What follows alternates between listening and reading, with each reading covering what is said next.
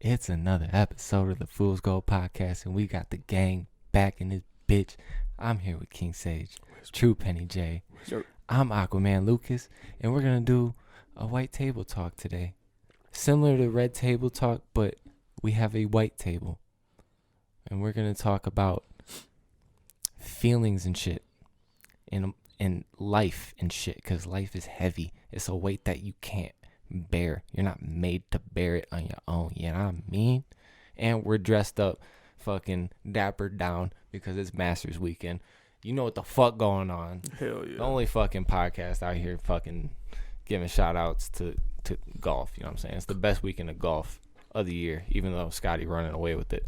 Oh yeah. Even though this podcast is going to drop on Monday. So then it'll be done. Yeah, we'll know the winner by then. Damn, But Tiger. as of right now, Saturday night, Tiger's far out of it. I cashed out. I bet on Tiger. I cashed out before he fumbled the bag today, which was clutch. But Hey. Scotty gonna win me some money. I bet on him too. Mm-hmm. I'm already knowing. Shout out to golf. Shout out to everybody playing golf. Change the world. Me and Sage played a quick 9 a couple hours back. Quick 9. I was icing them bitches.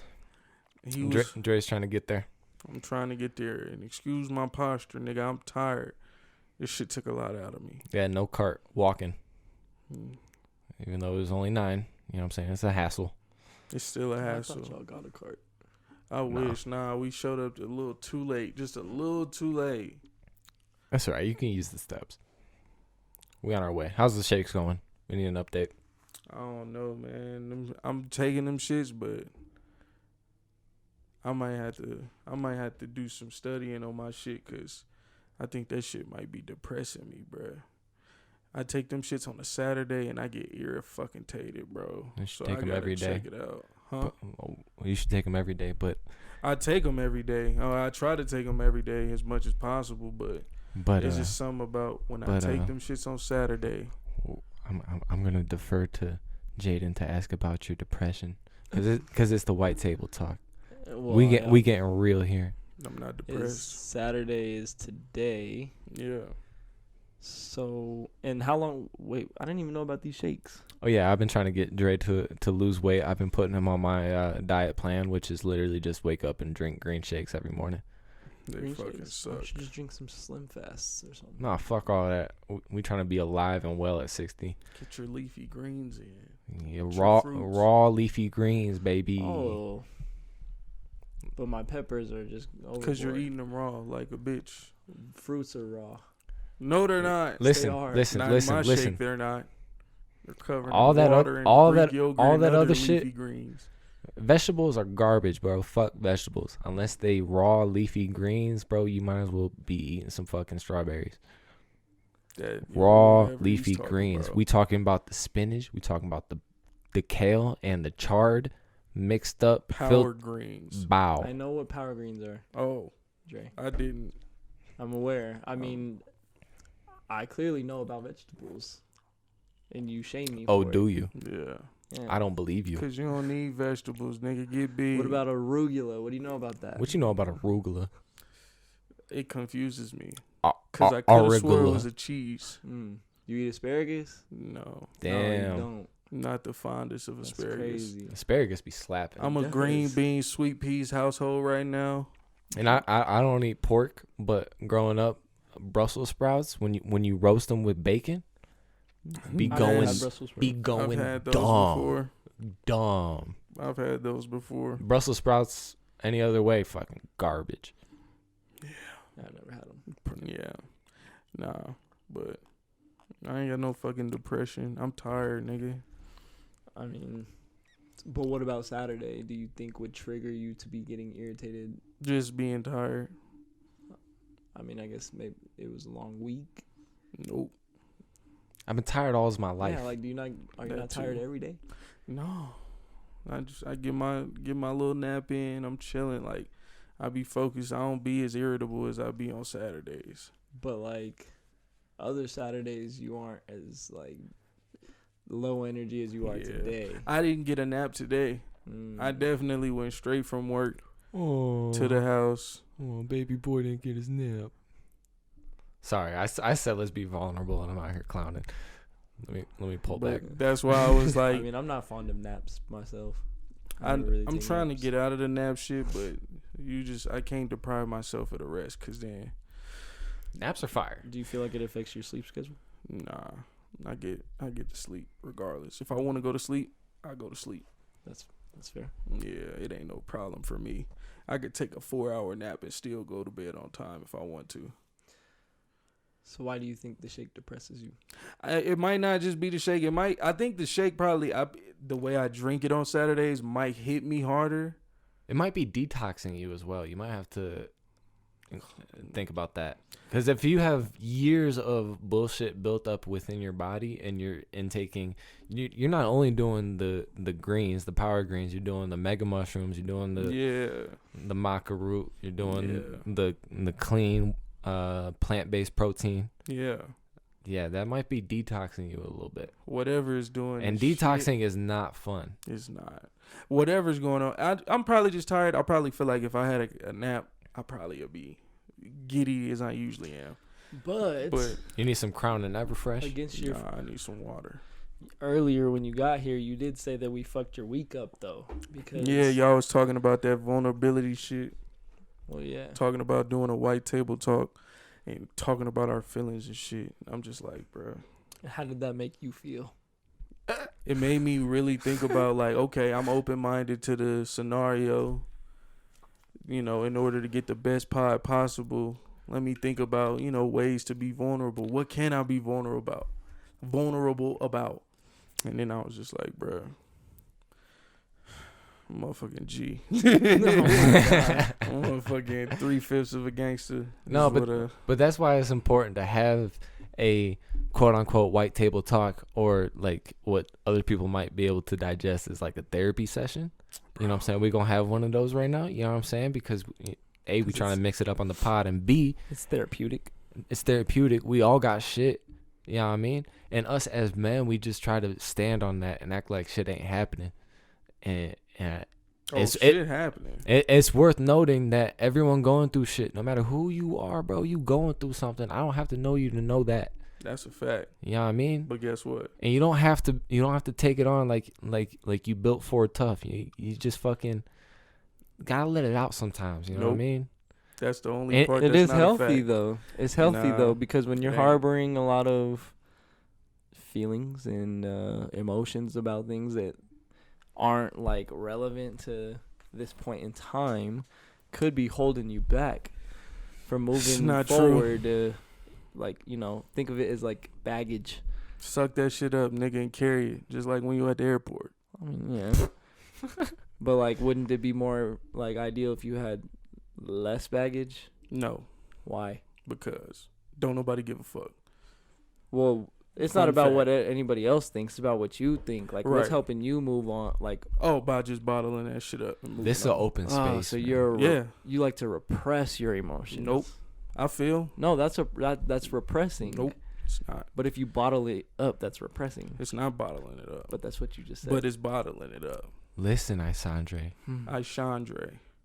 What the fuck do you think I said? You said Isandre. It's a subtle difference that nobody noticed, but I do because it's my name. I said Isandre. No, you said Isandre. I'll pull it up I'll even rewind it. I got that fucking whistle that the pedophile and Family Guy got. Oh my god! In my teeth if I hit it a certain way. Listen, Isandre. I know what you're talking about too. Hey Chris. Hey Chris. You want to bend over and help me? The pedophile from Family Guy. That's crazy. I don't know his name, but I could do that impersonation. I think it's like Hubert or some shit like that. Yeah. Fact check me on that. Fact check me in the comments. Chris, you want to help me out with my groceries? That old nigga was weird. But nah, repress that shit, bro. Bottle that shit up. Oh, no. What I was going to say. Hey, Isandre. I did it again, but. I hear the whistle now, so it makes it make sense. Yeah. So I'm not mad. And especially when I go that low. But yeah. Isandre, you're in a state of denial. That is the first stage. Can I get a hallelujah? Hallelujah, amen. I don't believe you're in a state of denial. No, I don't. Life No, has I'm its not. weight on your shoulders right now. Yeah, it does. It's holding you down. That's No, why it's not. you're golfing like dog shit. No. Because you got all this weight on your shoulders Yeah. and your torso. Yeah.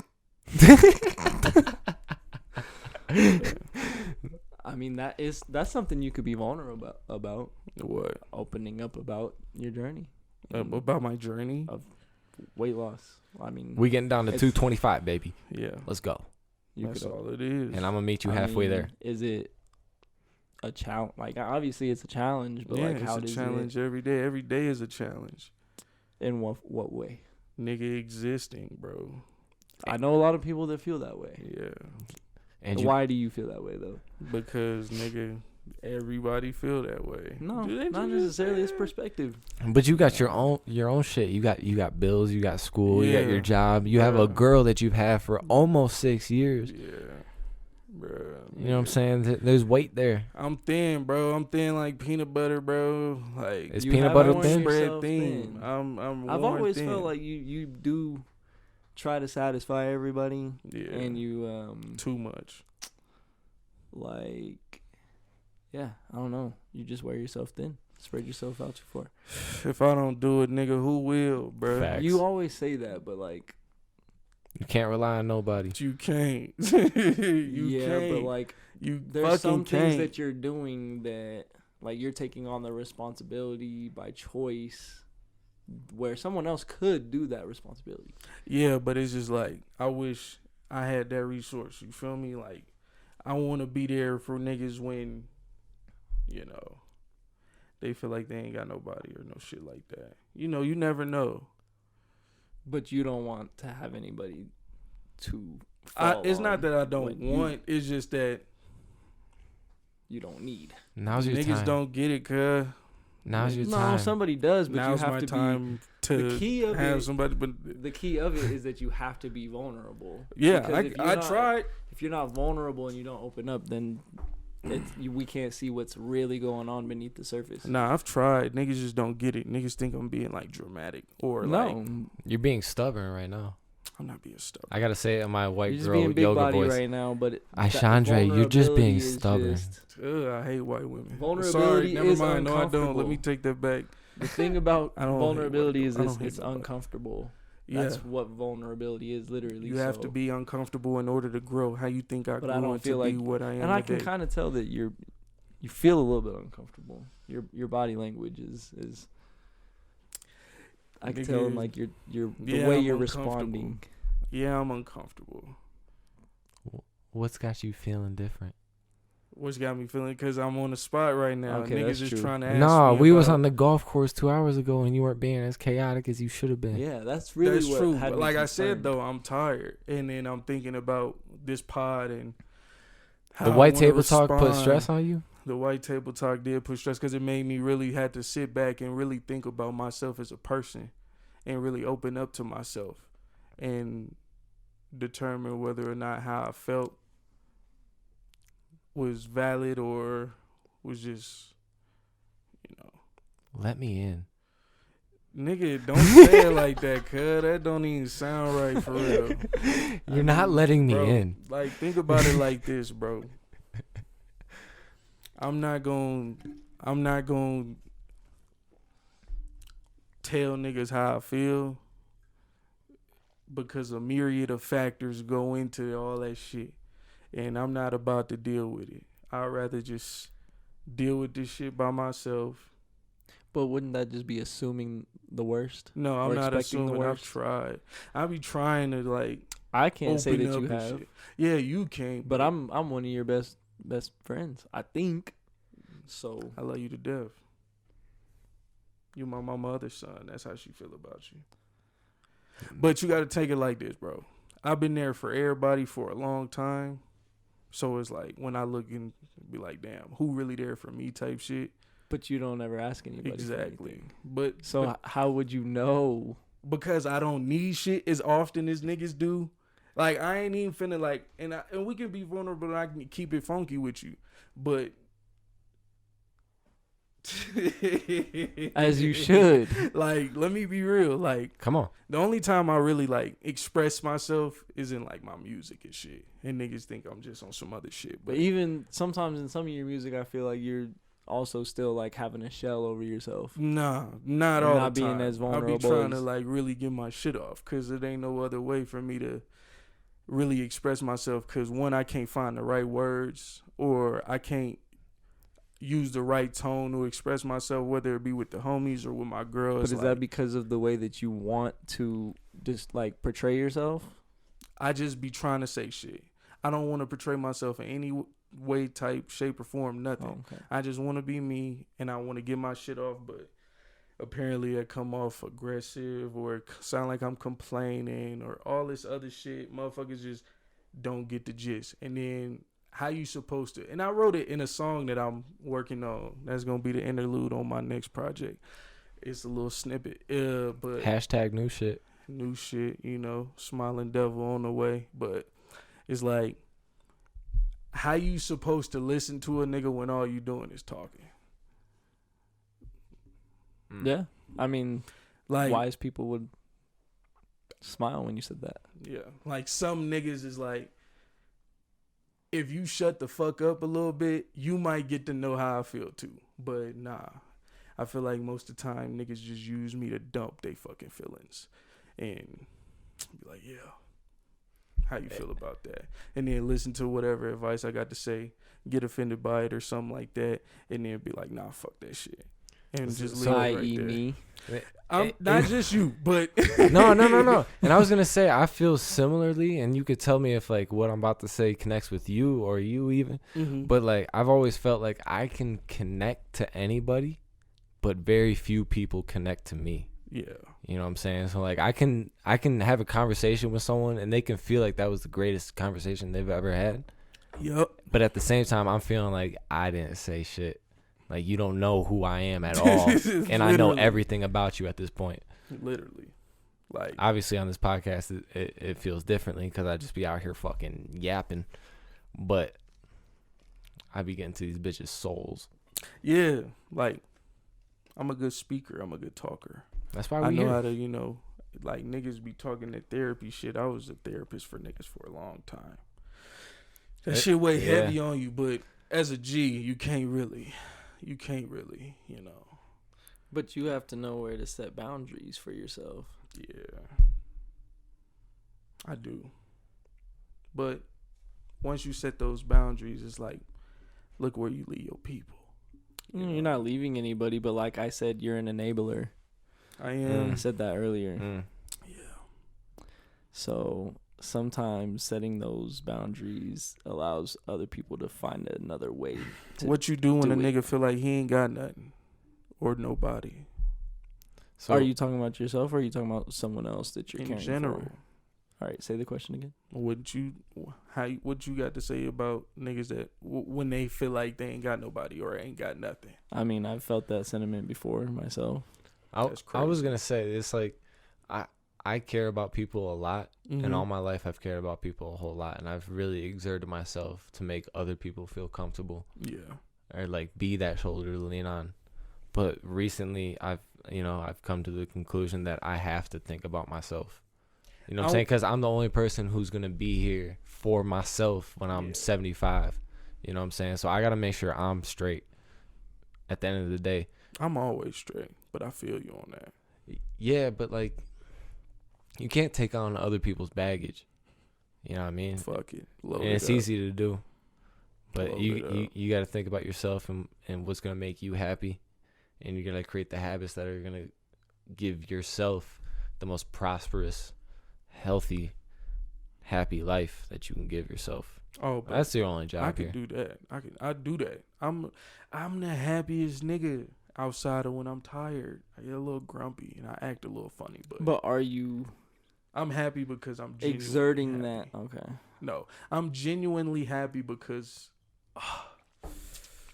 niggas don't even feel this shit because like y'all don't exist the way I exist. Like, Dre, no one now exists you're the way trying you to, like, exist. be on some holier than thou. I'm not shit. holier than now, but Nah. the name is King Sage for a reason. But it's like, okay, I was the golden boy growing up. So but it's whatever. like, bro, I'm just so grateful.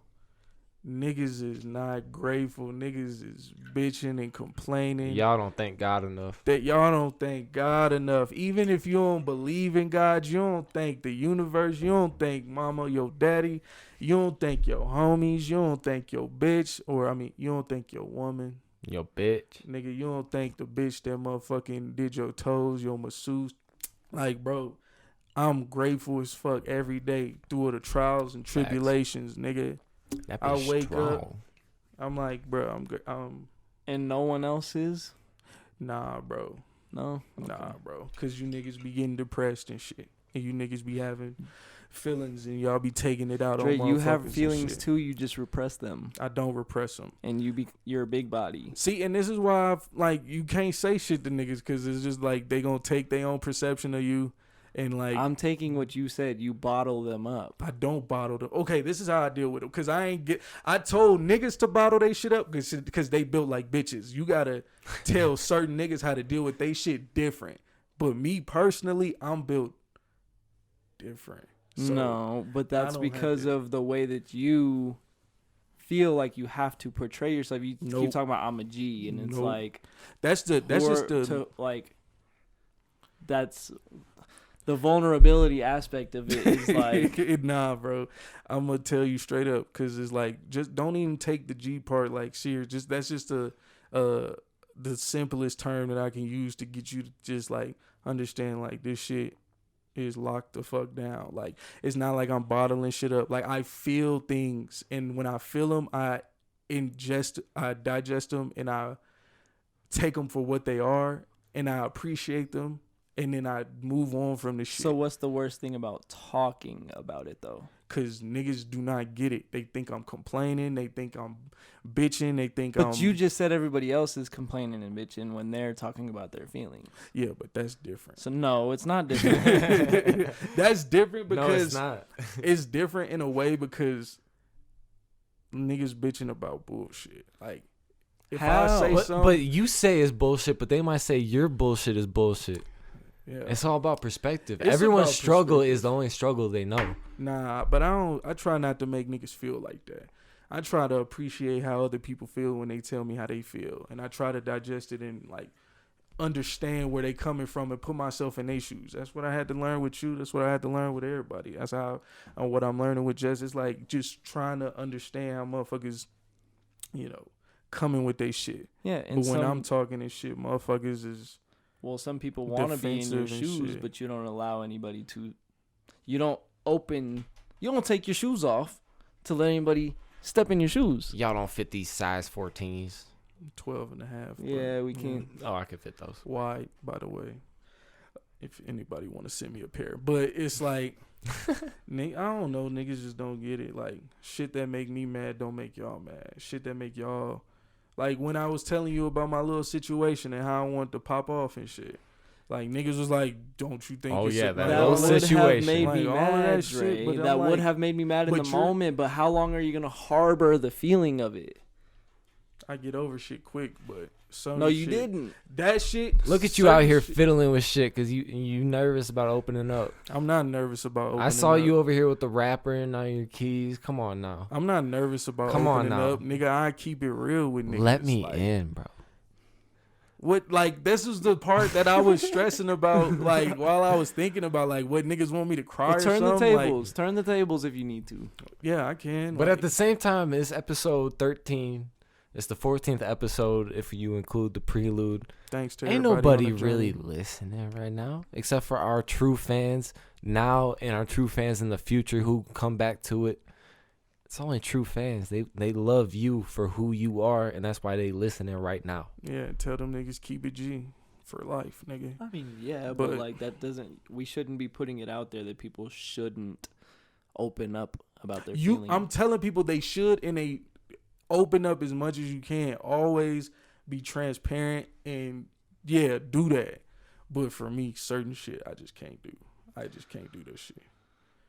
I don't know. I don't like the pushback I get from niggas when I'm trying to express myself, and I don't like all the opinions and all that shit. I just want somebody to understand and appreciate what I got to say and not make me feel a certain type of way about how I'm supposed to feel. Well, in therapy, like I'm already feeling or it. like when you're speaking to a counselor, Fuck they them ask niggas. certain questions that are supposed to help you like unpack it and get to the root of what it is. Oh, so I know it's the like, root. yeah, there's probably some like He knows the root. What's the root?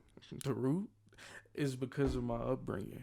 I grew up with young parents who had to put on this stoic appearance, this strong face and appearance. A couple 16-year-olds who had to figure shit out. Had to figure shit out. When I'm 24 right now. My daddy had me.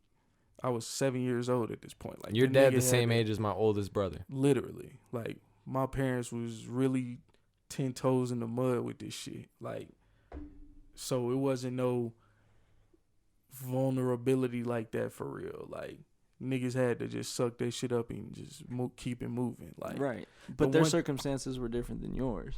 Yeah, exactly. But at the same time, it's like I've done my fair share of crying, and I've done my fair. Okay, yeah. Well, but I mean, again, when have I ever seen you cry? You ain't never cried. You tell me about it. I ain't never seen you cry. I'm not here to talk about it. And from my perspective, obviously, I'm white, and I'm going to speak on a black perspective real quick. Good luck. Thank you. I feel like black men in America are so pressured into being an alpha and being cool and being 10 toes on everything, where it's like there's no room for vulnerability. And you see these white boys out here dressing flamboyant and doing all sorts of things to express themselves, whereas black men aren't given that luxury in society. My daddy had 2 boys and a reputation and shit. I seen my daddy cry like twice probably. One, because his back spasms was just they hurt so bad it brought him to tears. And then like probably when we made him proud. That's probably the only. I've never seen my dad cry. Hey, he's a Marine. Yeah. I ain't never seen my dad like that. That's fucked up. But I seen my mama cry a few times. I've definitely seen my mom's cry. But that's who I do it for. She's such a gangster. It's like you see that shit, you know niggas pissed her off. Or she was really hurt about something. I'm finna take your keys away, dog. My fault. I ain't mean to grab them shits. But you out here fiddling because you nervous. I'm not nervous. I ain't got nothing to be nervous about. Now you being stubborn. I'm not being stubborn. So the way that you were raised, would you raise your kids that way?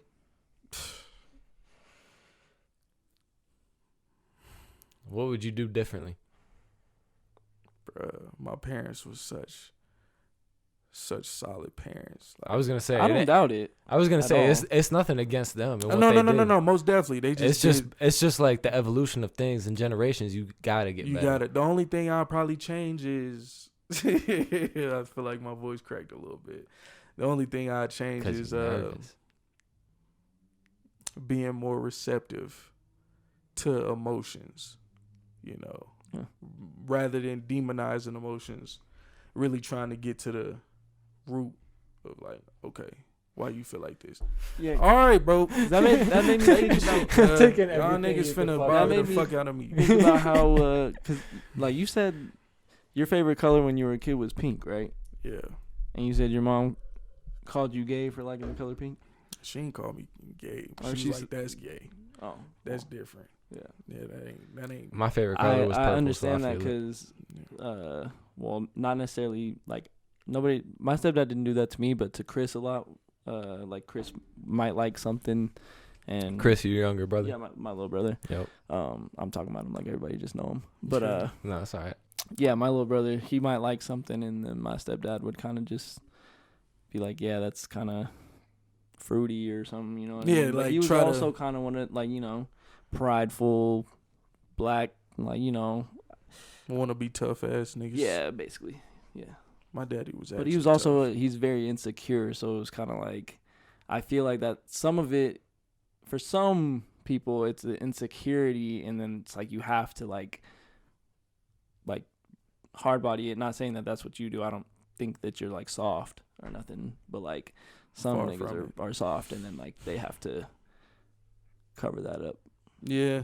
Life is difficult, dog. This shit's hard. And you do try to hard body. I feel that perspective. I feel like I just try to take everything head on and just not rely on anybody. That's always been my thing. You can't rely on nobody but yourself. Yeah. So I always try to just make sure that no matter what happened in life, I got me. And I'm very blessed. I have people I can fall back on, but I don't want to put that pressure on anyone. It's not even that I don't want to put that pressure on niggas. It's just like how I'm supposed to rely on you when you rely on me type shit. And we got big dreams. But we should be able to rely on each other. Like, isn't that how it is in a relationship? Like, you're relying on your girl. She's relying on you. Yeah. Y'all trust each other 100%. That y'all are going to, uphold each other's trust, basically. Yeah. So y'all have lived together. You should have that trust for with a long just time. The people that you love, hopefully. You know what I mean? But obviously. I trust y'all and all that extra shit, but it's just like when it comes to like expressing my feelings and trying to like express my problems with niggas, it's like, bro, if you don't just digest that shit, pick your motherfucking head up, pick your nuts up and get to it. Yeah. Like, bro, all that time I spent crying growing up, all that time I spent punching walls out of frustration and anger and shit, it's like, what time am I wasting, bro? When I can just get to it. That's real. Keep it G. That's real. See, I wanted to comment on when you guys were saying that, like, you try to hard body or, like, you got yourself. Like, me personally, I struggle with, like, actually being able to fall back on myself. And I do have, like, attachment issues where it's, like, I need someone. Sign. Yeah. And so when I don't have anybody to rely on, like, I kind of just be feeling like I'm just floating around in the fucking tides, not really having any lost in grasp, the sauce. Like, yeah, and that shit be fucking with me because, I mean, there sometimes, like, I'm like, I know who I am, like, I know, but my identity, I lose my identity in, I don't know, the things that I do or, like, the people that I associate with or whatever it is instead of, like, just identifying as who I see myself as, Right. I just think I am who everybody else thinks I am all the time. So, right. Yeah, I don't know, but yeah, I need to definitely be able to rely on myself more and, like, not have to rely on other people. And sometimes I do feel like I don't have anybody to rely on, which is crazy because, Dre would, object to that. Anybody probably that lives here would object to it. But, like, sometimes I don't know, like real. You said, I can connect to a lot of people. I'm very empathetic. But sometimes I'm like, you don't really get the gist of how I'm feeling. Like, even sometimes when I'm talking to you, and I mean, we go at it a lot, but yeah, sometimes I'm like, I'm really just trying to be as vulnerable as I could possibly be. And you're not, like, even trying to get down to this depth with me because you don't want to be vulnerable. You know what I'm saying? So, it's not that well, it might be that I don't want to be vulnerable. No, you totally don't. I mean, you opened up towards the end of that shit, but, like, anyone could have sat in that chair and said exactly what you said because it wasn't personal until, like, the last 10 minutes maybe. But them niggas ain't G's, like, but Jaden, you know what I'm saying? So me and you, just like our relationship that we have together, you know what I'm saying? We know each other pretty much on a surface level kind of thing. Yeah. You know what I'm saying? We don't have a whole lot of... We knew each other by association. Initially. Exactly. You know what I'm saying? But just by, like, that association and the image that I have of you in my mind, I was like, this dude is cool as fuck. This dude chimes in at the perfect moment and says some fucking funny, clever ass shit. And I always, like, you might not even notice that anyone in the room noticed the shit that you said, but I'm always like, that shit was clever as fuck. And that's why when I came up with the idea for the podcast, I was like, I need Dre, I need Jaden. Those motherfuckers would create the perfect dynamic for this shit. But it's like, it's that confidence aspect. You just got to be confident. You know what I'm saying? Because you have it in you. You're a cool ass motherfucker, no cap. And it's that astrology shit to go back on it. You know what I'm saying? But that water sign shit is a blessing and a curse. Yeah. Very much so.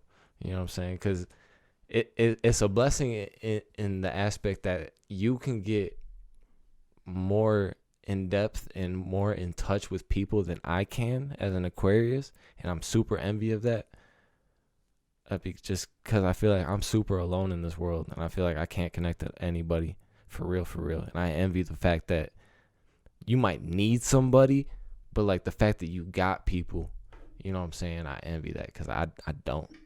You know what I'm saying? There's been less people that I can count on my hand that I really rely on or know me for me. But I don't know where I was going with that. I feel like I had an end point in mind when I started that shit. But I get what you mean. Like, I be trying to be that person for everybody, but that's just, I respect that. That's how I used to be. I try to treat you as I kind of feel like I could be more available. Bro, you gotta listen. I feel like there's no opportunity. Well, everybody else is kind of like away. I feel like me and you see each other more than anybody in the house. Yeah.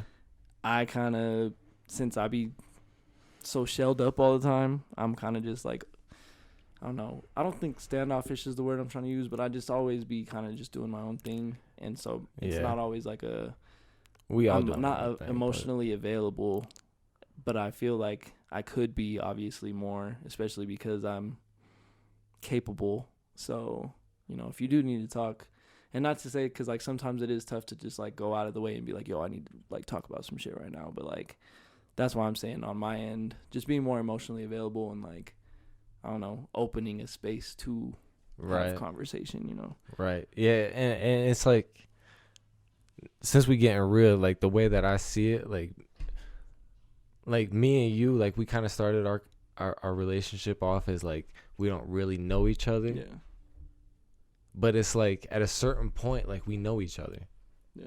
But we can't have that same mindset that like we don't know each other. It's like we definitely do understand each other. And like, I feel like honestly, our relationship was like kind of in a competitive aspect. Because I feel like our first encounters with each other was playing sports.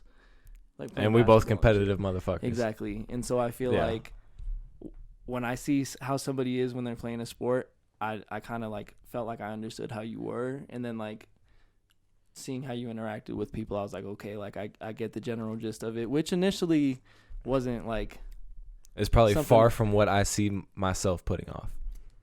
Yeah. Well, for me, it was just like, I don't know how to, like, you know, your personality was just very different than mine. You know what I'm saying? Like, I felt like it wasn't immediately compatible at first, because it was like, I don't know, you were from a different place. Your vibe is just different. Like you're more like just to the point. I don't know how to say it. Very much like, so. It's like, and I don't even want to say it in a bad way, but like, you know, you really can't offend me. Like, I don't know, just maybe I probably thought you were a little bit of an asshole. I was like, you know, he's fair. He's arrogant. Thinks. It was the arrogance. I'm very arrogant, which isn't a bad thing, because I have low self-esteem personally. I mean, I'm not afraid to say it. You could probably use a little bit of arrogance. Exactly. And I could probably use less of it. Because when I'm arrogant, when I am arrogant, I feel like it's not natural arrogance. You know what I mean? Like, it's me like trying to put on a front, and then it like people don't like it. Exactly. But like when I don't know, people like me more and I'm just being genuine or like casual, I guess. I would think. I don't really know. I spend too much time thinking about like, oh, when do people like me the most, or like, you know, how do I get the best reaction from people? But and I've been trying to break away from that. I was gonna say, and that like, as I've gotten to know you, that's how I see. Like, now I know your mannerisms and how you interact with people. Because initially, just like seeing you here and there and whatnot, I'm just like, yeah, he's cool. He's got it. He's reserved, and everything he says is just on the point. You know, hilarious, clever, whatever it is. But now that I know you, it's like you're filtering a lot of shit out. Mm-hmm. You know what I'm saying? Because you're always second guessing what you say. You're always second guessing how people view you, and it's just like, I personally also had to get over that shit, because all my life I've been very reserved and very quiet until the past. You know, post high school, I feel like I've worked on just not giving a fuck about what people think about me. Mm-hmm. Whereas like growing up, I always really cared what people thought about me. I always cared about coming off as this guy or that guy or this or that. But like, once you realize that people don't think twice about you. You know what I'm saying? Like, not that you're not special, but like you're not that special. People don't give a fuck about you. But then I think that, but then I also find myself when I get caught up thinking about other people a little bit.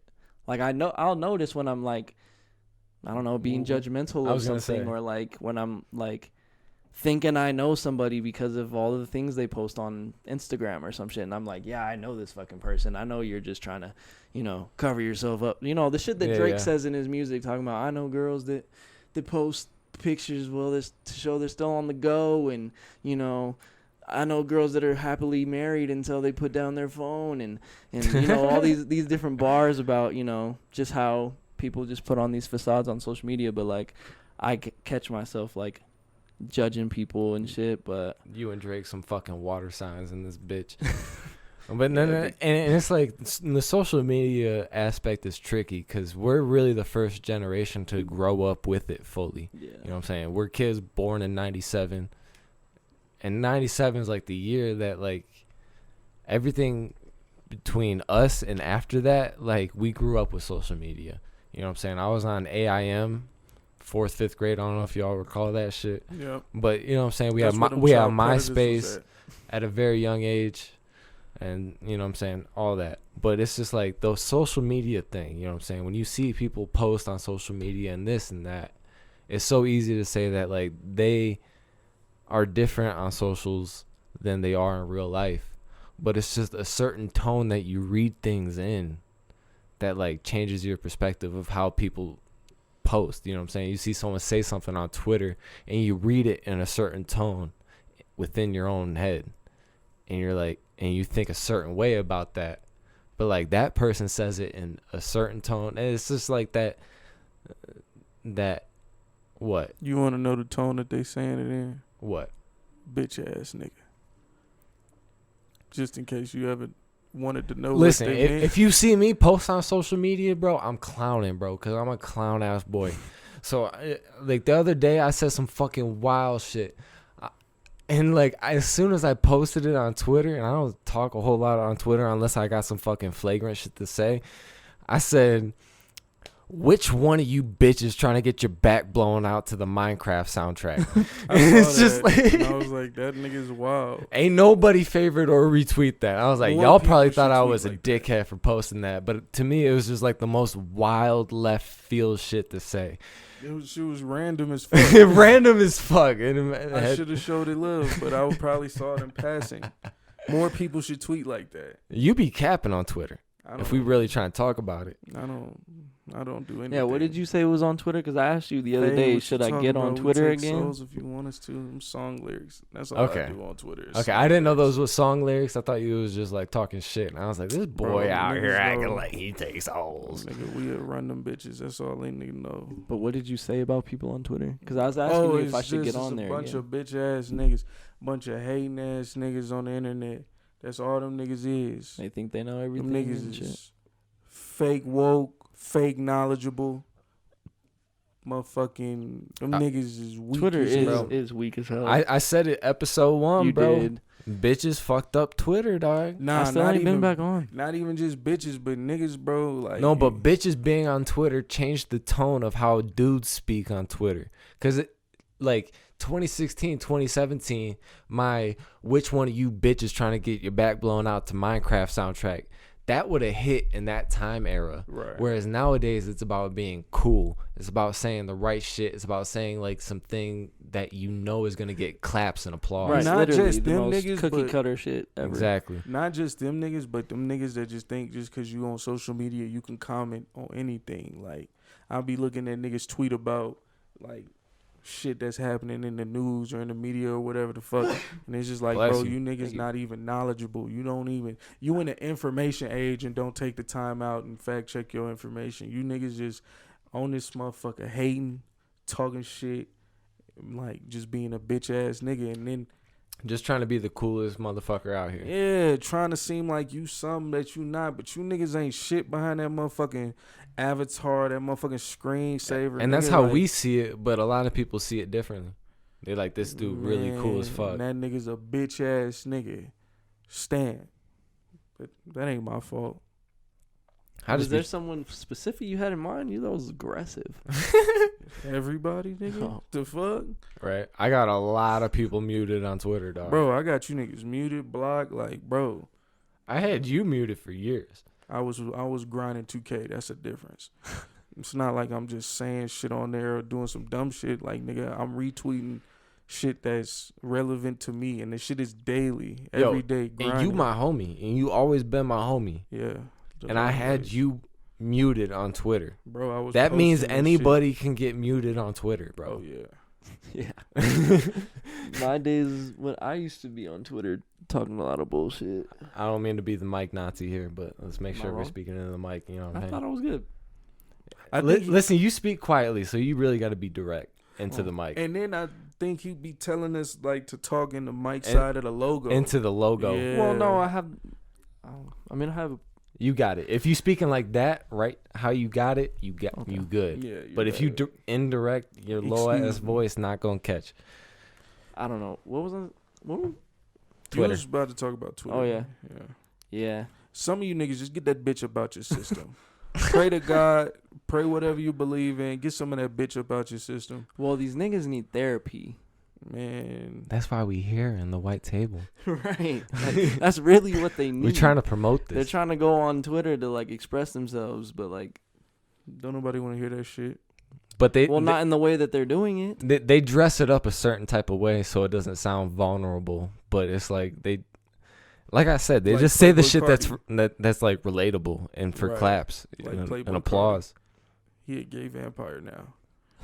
Yo, that's funny. If only we just listened to him when he was vulnerable. Hey, bro, I He seen someone probably- on Twitter the other day, since we on it, fucking say that Playboy Cardi's self-titled album the only one that really hit. And I was like, this dude gets it. I think Whole Lotta Red might be growing on people. I don't Oh, yeah, I that don't shit's think he's definitely- missed. I definitely don't think he's missed. But his self-titled album is a modern rap classic, dog. That shit is flawless. I Shout can out respect Pierre. it. Pierre did a lot of that, and I think that's why I might respect it. But he was on that bitch vibing, bro. Yeah, he was. If there's a rap album I want to get drunk to, that's it. Period. Bro, there has to be more. You say period, like only that one? I remember 2017, and this is when I had the classic van, the Troy Deli van. Y'all don't know nothing about that. That bitch never left the state of Michigan. Lex know about it. Me, him, and Zaloopers fucking had a day in downtown Detroit in that bitch. Loopers. Yeah. When Lex Was hanging out with y'all? Yeah, when Lex came to Michigan to record Thank God for that week, we met up with Loopers, and then we went downtown. We hit the classic Lafayette, Coney Island. We went to the Nike outlet. I didn't know y'all was just kicking it like on some like real personal no, level. No, that's because Lex bought a painting from him. Oh. So we went to pick it up, and then I was like, yo, let's go smoke in my van real quick. And him and my boy Bob, you know what I'm saying? Shout out to Bob. He trusted you? Were you rolling mid? Listen, I'm the biggest Loopers fan on the fucking face of the earth, dog. So he knows me. He knows my face. If I'm in a crowd, he'll be like, damn, that motherfucker here. Like, I'm that guy. So when he seen me pull up with Lex to buy a painting, he kind of like had some sort of, you know what I'm saying? He knew who we were. And I pulled up in the Troy Deli van. It was a 1999 Ford Econoline. And I had that bitch pimped out. It looked like a shithole from the outside. And then he... Like, this is the way I explain it to people. It's like that Harry Potter, the fourth movie, Goblet of Fire. It's like the very first, like, scene when you open up, like, the tent and it's a mansion. You know what I'm saying? Yeah. So it's like Troy Deli van was that. It looked like a fucking shithole. And I call it the Troy Deli van because there's a deli in Troy, Michigan.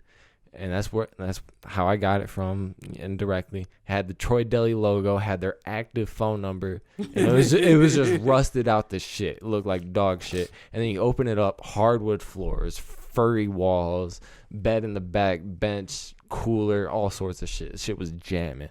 Used to crack hose down in that bitch. And fucking me, Lex, he came to Detroit to record Thank God. And we met up with the Loopers. And low-key, that was the last day Troy Deli was alive. He died that night. Damn. Shout out to Troy Deli. That's fucked up. That took a turn. I don't even remember how we got there. I don't know how we got there either. I feel like there was a point to that. You was smoking with Z Loopers, and I asked you if he trusted you, and then I asked you if you were smoking mid. He never admitted if he was smoking mid or not. I know you trying to dodge it. That's probably why you ain't get that feature call, bro. I can only imagine what there was in Detroit. I had low key, bro. Michigan top 5 for weed in the United States. Period. For real? I mean, is probably it top 3. Is it legal right now? Honestly, Michigan got better weed than Colorado. I'm not gonna cap. But is it legal out there? Yeah, it is now. Oh. But back then, federally it is. But back then, I had my med card, so I was hitting dispos. Oh, okay. I had the good shit. Is it Z was growing his own shit. Is there any humidity? No, well, obviously because it's Michigan. Right? Yeah. It's lakes. So yeah, that probably does mad make humidity. Pretty good. Oh yeah. You think it's better than like Cali weed and? No, Cali weed probably top tier. Okay. It is. Texas at the bottom. Oh yeah, Texas weeds would probably garbage. Be garbage. Well, I lived in Texas for 4 months, and I brought an ounce out there. And as soon as I got there, I was like, "Yo, I gotta make this ounce last." I was like, "This shit gotta last, bro. I do not want to buy weed out here." And as soon as I had to buy weed, I ran through that ounce. I was like, "Yo, I'm getting fucking waxed, bro. I'm not buying this fucking trash ass bush y'all got for sale." Nah. Yeah. But yeah, no. That's why Lex got that bar. It's on the group album. Shout out to EXP, AUCO, all streaming services. You know what the fucking deal is. Lex got that bar. I'm not sure what song. Why does the Loopers always say producers not trying to get fresh? That's because the Loopers was like, why producers not trying to get fresh? Let's go to the Nike outlet downtown. That's crazy. This is a real story. For that. And then Lex fucking came out the Nike outlet with bags. That's wild. And then fucking we went to Lafayette, Coney Island, which is a classic Detroit spot. Mm-hmm. Classic Detroit spot. And Lex was like, "Yeah, let me get a salad." And Z was like, "Hell no, I'm finna order for you." He was like, "I need a fucking Euro extra tzatziki sauce. I need 3 Coney dogs, all the shit on it." Damn. And Lex Where was the fuck can you get a Euro and a Coney other than fucking Detroit? Oh, that's why Detroit's the fattest city in America. Man, shout out South to Dakota. therapy. It seemed like there was a lot of obesity. Yeah, Michigan is not the fattest state. Detroit is the fattest city. Mississippi's the fattest state, but Detroit got the title for fattest city. And that's why it's crazy when you move out. If you're from Detroit and move out to Denver, Denver's the fittest city in America. I don't know if y'all knew that. Damn. But it's noticeably different. That makes sense. Like, y'all see someone who's severely overweight out here, and you're like, damn, they sticking out. And in Detroit, it's like, yeah, everywhere you're going to go in a public setting, someone's going to be 400 or 500 pounds. Like, damn. Big motherfuckers. I ain't trying to throw shots. Don't do it. I just was making sure you wasn't taking that shit personally. Nah. You don't look like you weigh as much as you weigh, to be fair. I try not to give a fuck about it. I try not to. It's all right. We're going to be 225 by 2023. Quit playing. Oh, yeah. My boy going to be out here with. Oh, I'm sorry. No, I was just going to say, he's going to be out here fucking oiled up, dad bod in the bitch. Once you hit 225, can we oil you up for a photo shoot? You can't oil me up for nothing. Come on, bro. With my own hands? No. What is wrong with this nigga? Yo. No, you not oiling me up with nothing. You'll be looking like a damn seal on the fucking... You know what I'm saying? That Johnson & Johnson on your under titty. Come on, it's going to feel different. It is. It definitely would. But, nah. No, niggas can't touch me. I don't like being touched. Well, you could oil yourself. I could tell because we spent the first 30 minutes of this podcast trying to crack you open. Pause. Yo. This has been a streak of just some very sus sentencing. And that's why you don't like being vulnerable, huh? Yeah. It's not Makes that, you feel like you're like You, it's a lot of shit, but at the end of the day, bruh, I know myself. I'm self-aware enough to take care of myself. I kind of get where it comes from though. At this point, like you never had honestly. the opportunity to express yourself. So now you're in a point where even though you can, you feel like you cannot because you are shackled into that idea. Nah, I ain't shackled. I'd be wanting to cry, but I'd be like, suck that shit up, nigga. I mean, cry when you got back in the game. cry in private. It's healthy to cry. Not Bro, even there. I won't. No, you got to think about it. It's an emotional release, and there's some crazy shit. And this sounds random, but like think about women. They have a menstrual cycle. They get to have a outburst of emotion. I don't want to call it an outburst because I don't really want to like speak on some shit that I don't experience. Yeah, don't diminish their experience. But they have some form of emotional like release once a month, which I feel like is a benefit to them. Statistically, women live longer than men. That's because we're dumb and we fight. Yeah, there's probably wars. there's many reasons why, but like like as far as like I don't know, maybe like heart attacks and like shit like that, or like even depression. I think more men are depressed than men or women. Men do stupid shit, bro. Yeah, that's true. But like also women express themselves and they are more in tune with our emotions. Men try to run away from our emotions and cover them up in like, we got to be an alpha. I don't even care about all this shit. I feel like being an alpha is being vulnerable. Personally, No. like I understand it's like, if you're being, my bad. You good. If you're being like alpha is like, you got to be tough and like whatever, but it's like you notice the most alpha dudes are like low key the weakest, the softest, weakest guys, because it's like you're fragile, like your ego is like really what's keeping you afloat, but they're it's like super for real, prideful. for real.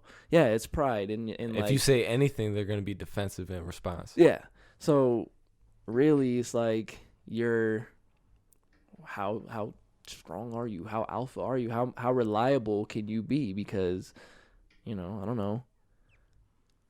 You're gonna have to be able to connect with somebody at some point on that level, especially as a musician. Like how are you gonna connect with people if you're not being somewhat vulnerable? I mean, Drake, his music, one of the most vulnerable, and he got a lot of shit for it, but he kind of opened up a lane for a lot of people to. Well, I'm not gonna say he was the first to do it, but No, he definitely did.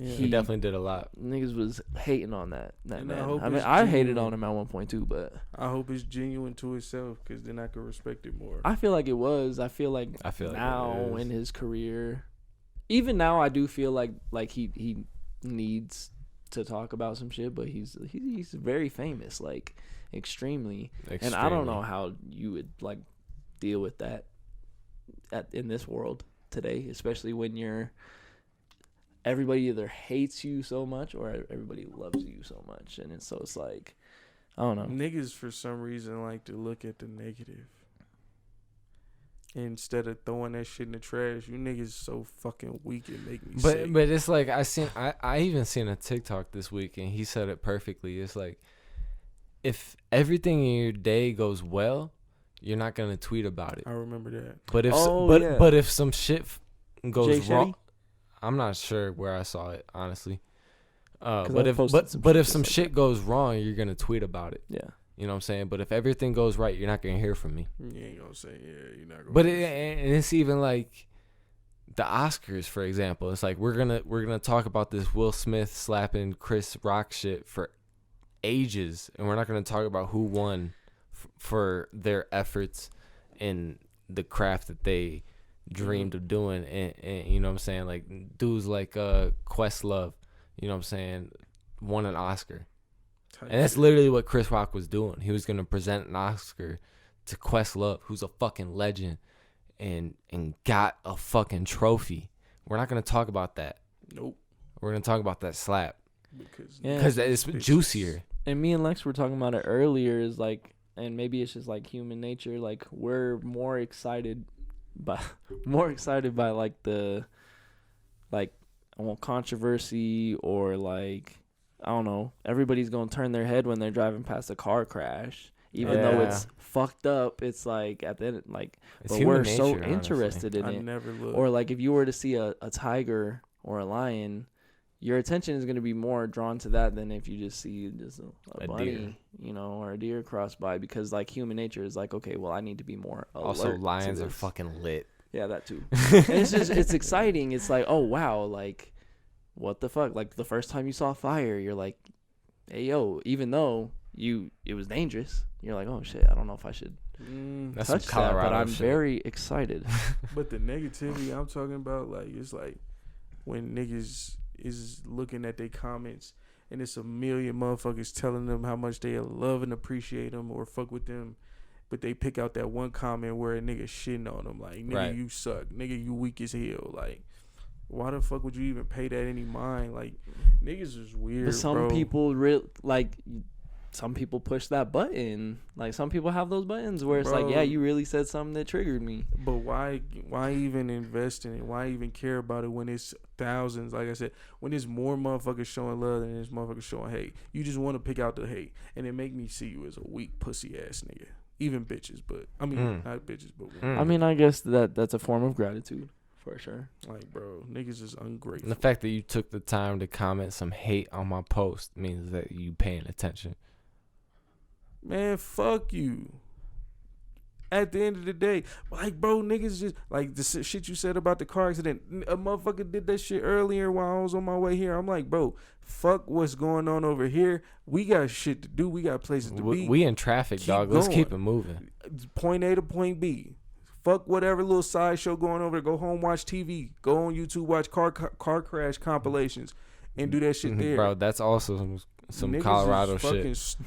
Niggas is weird, bro. I don't like that shit. Like humans, bro. Niggas is like go out of their way to make shit. That's some Colorado shit. Some people be in the shoulder in a fucking fender bender, and fucking traffic slows up for miles. And right. In Detroit, someone's in the shoulder. Fucking people flying by at 120, not giving a damn. Like, bro. Colorado traffic trash, dog. Colorado traffic is trash. Yeah. Because there's no reason for it. That's the only reason it's trash. It is because I don't know if they ever expected Colorado to be as booming as it is now. No, but y'all built it. No, but you got to think about it like this: like, you guys are like, Denver, Colorado is a newer city in terms of like the big picture. Like, Detroit is a very old city, so our roads are not meant to hold. And there's no investment into you guys' infrastructure. Not only that, but it's like once you get north of Detroit where all the lakes are, like, the roads cannot physically get bigger because there's lakes on both sides. Mm-hmm. And there's way too many people for that shit. And people just cannot give a fuck. So there's a reason for the traffic in Detroit. Whereas in Colorado, it's like there's open fucking lanes for everybody to do their thing. Y'all ever played Crazy Taxi back in the day? Yeah. You know what I'm saying? Where it's like you got to swerve in and out because everyone going the same goddamn speed. Mm-hmm. That's Colorado, dog. Yeah. All 3 lanes of the highway doing 65. And it's like, what the fuck are we doing, bro? The left lane got to be doing 80 at least. You know what I'm saying? The middle lane going to be doing 70, 75. The right lane got to be doing 65. That's where y'all go. When all 3 motherfuckers in the lane doing the same speed, I'm having a fucking panic attack. Because I'm like, where the fuck are we going? Right. Nowhere. Right. I'm a psycho. It's all right. Niggas, excuse us on the pod, but I think niggas got ADHD. 100%. Could have swore we self-diagnosed. This was a therapy session, and we've talked about infrastructure, roads, like we everywhere. That's the main takeaway from this white table talk is that we all got ADHD. That and that niggas just run away from our feelings. Yeah, you bitch. I feel like you steered us away. I didn't steer nobody away. Yeah, you diverting over there in denial. I kept it real the whole time. I don't know about real. I'm not in denial. I've been through depression before. That's a denial thing to say. That's crazy. Yeah, when you know I'm not in denial. When you know it, when you know yourself as well as myself, then you'll be able to truly like understand what it feels like. No, but that's the crazy thing when, you know what I'm saying, as we're all talking about ourselves in very personal aspects and perspectives and whatnot, is that you will never see yourself the way people see you. You always have a perspective of how people see you, and that is not correct at all. Oh, yeah, no, yeah. You think of yourself as a certain way, and that's not how people see you at all. Oh, yeah, no. And that's the wildest thing about life in general, is that like you never know how people are perceiving you. I had to get over that shit a long time ago. 100%, you got to. I had to appreciate the fact that I know who I am, and I know what I'm going through, and I know how I feel, and I know what makes me me, and that I accept that for what it is. And however else motherfuckers feel, like, cool, whatever. Like, niggas' opinions, no matter how much I love them, does not matter to me at the end of the day. Because when I piece this shit out and go home, you got to sleep with yourself at the end of the day. Yeah. And I'm grateful. So yeah. That's what I always say. Whatever helps you sleep at night, man. Yeah. Yeah. This better not be my ex blowing me up. Anyway. But it's just like, man, how much more vulnerable can niggas get, you know? A lot. Y'all get vulnerable. What makes y'all tick? You said you was inspired by him this week. What was he ranting and raving about? You know what I'm saying? Other than the usual. I mean, I don't know who you're referring to, but Jaden, we ain't finished with you. What you going through? What's the big weight on your shoulder right now? Definitely. I don't want to like put it all on necessarily my relationship, because, you know, but that's gonna be a big aspect of anyone's life. I've been in this relationship for 5 years, and you know, sometimes it just doesn't seem that it evolves at the rate that I would want it to. But at the same time, I'm trying to learn that, you know, everybody is moving at their own pace, and everybody's obviously going through their own shit. Mm-hmm. So I feel like, you know, just going through, I don't even know. Like, just trying to figure out what's right, I guess, for me. Trying to get everything formulated. But like I said, my self-esteem is really a thing, and I feel like a lot of the problems that I'm having are things that would contribute to any other problems I have in my life. Is really just whatever's at the core of my being. You know, like, I feel like I'm emotionally tied to my finances. So when I'm down bad emotionally, I'm also down bad financially. Or they somehow coincide, you know what I mean? 100%. Or it could go the other way. Like, when I'm down bad financially, I'm emotionally down because I just feel like shit, and I'm not, you know, I'm worthless or some shit. Yeah. But yeah, I feel like when I can get some emotional stability and figure out what I want, you know, what do I want to do for real in this life? Because right now, like, I don't know, life is cool. Like, it's like, I definitely am not stressing as much as I was. Like, I have definitely been trying to tame some shit and not let things like be so personal all the time.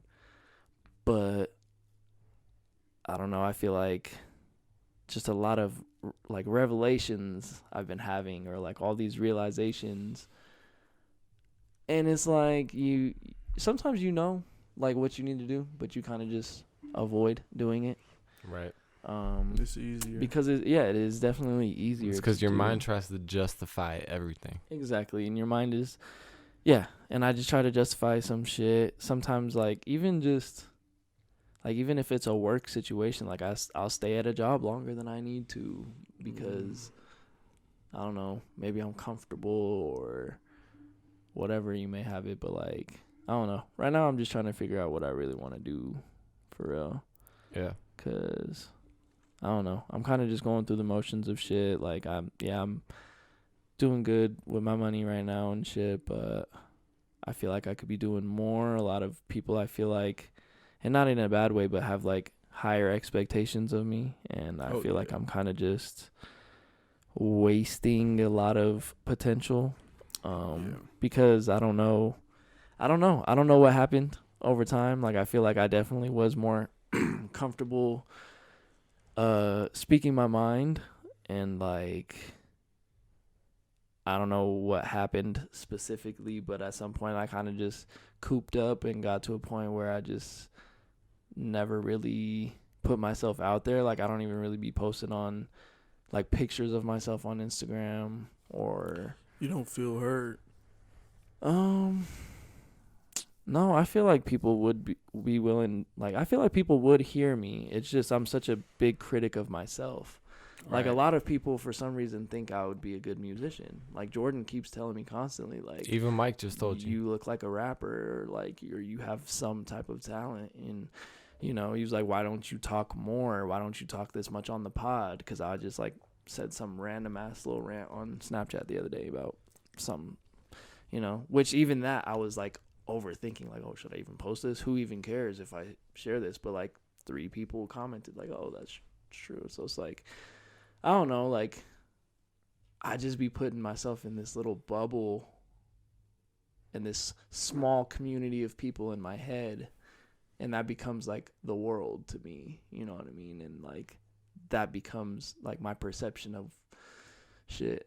And I'm just coming up with this revelation like as I'm speaking. This is just stream of conscious, for real. It's the white table talk. So I'm just like, I need to break out of the box for real. And it's funny because I have like a song that I wrote some years ago. I was kind of telling y'all a little bit about it earlier, and it was just, I said something about I remember that shit. Just being like a contradiction of myself, and like needing to break out of the box, but also in that process of doing so, like breaking hearts was the term I used, but like, you know, my ego inflicting wounds on other people in some form or fashion that I didn't necessarily intend to do, but because I'm just all over the place, you know. So but then like coming to the realization that like if I just let shit go and like, you know, go with the flow more so than everything, I like kind of compared it to the idea of a balloon, you know, like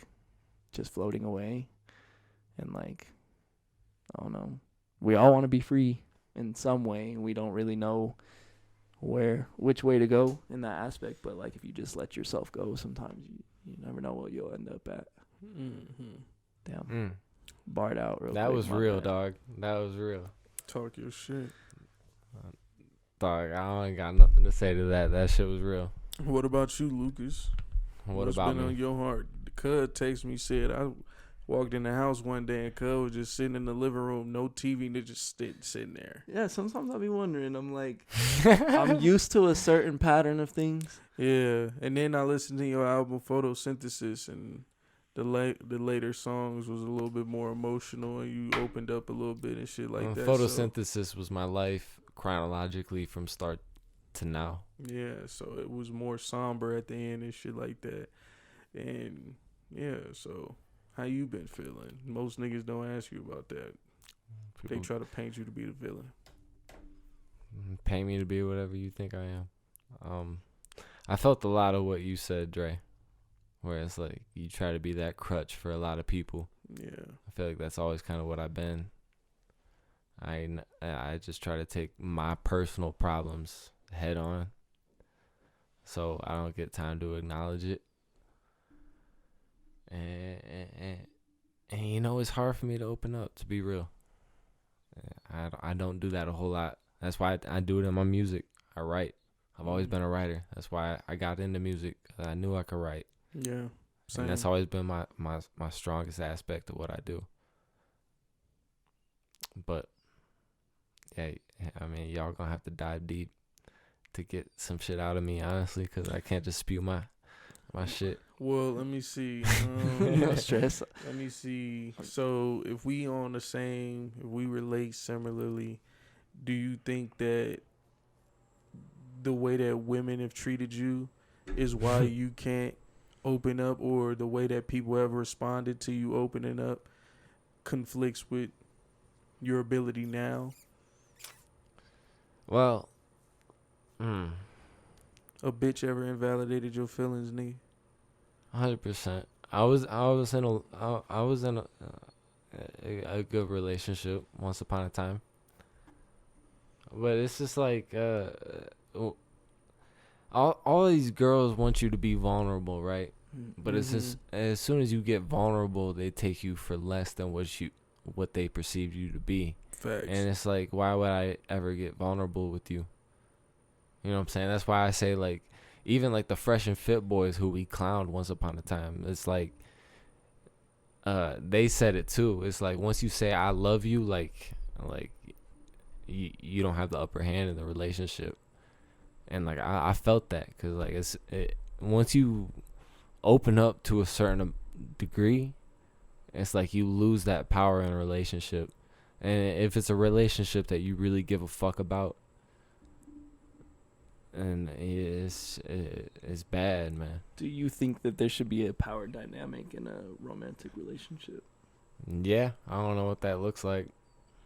I mean, I personally don't think that there should be like a tug of war of power. It should be 50-50. Yeah. That's what I agree. There should be balance, but I don't like the word of like the power aspect of it, of like where, because like when some people think of power is like control. Right. And some people like don't want to be controlled.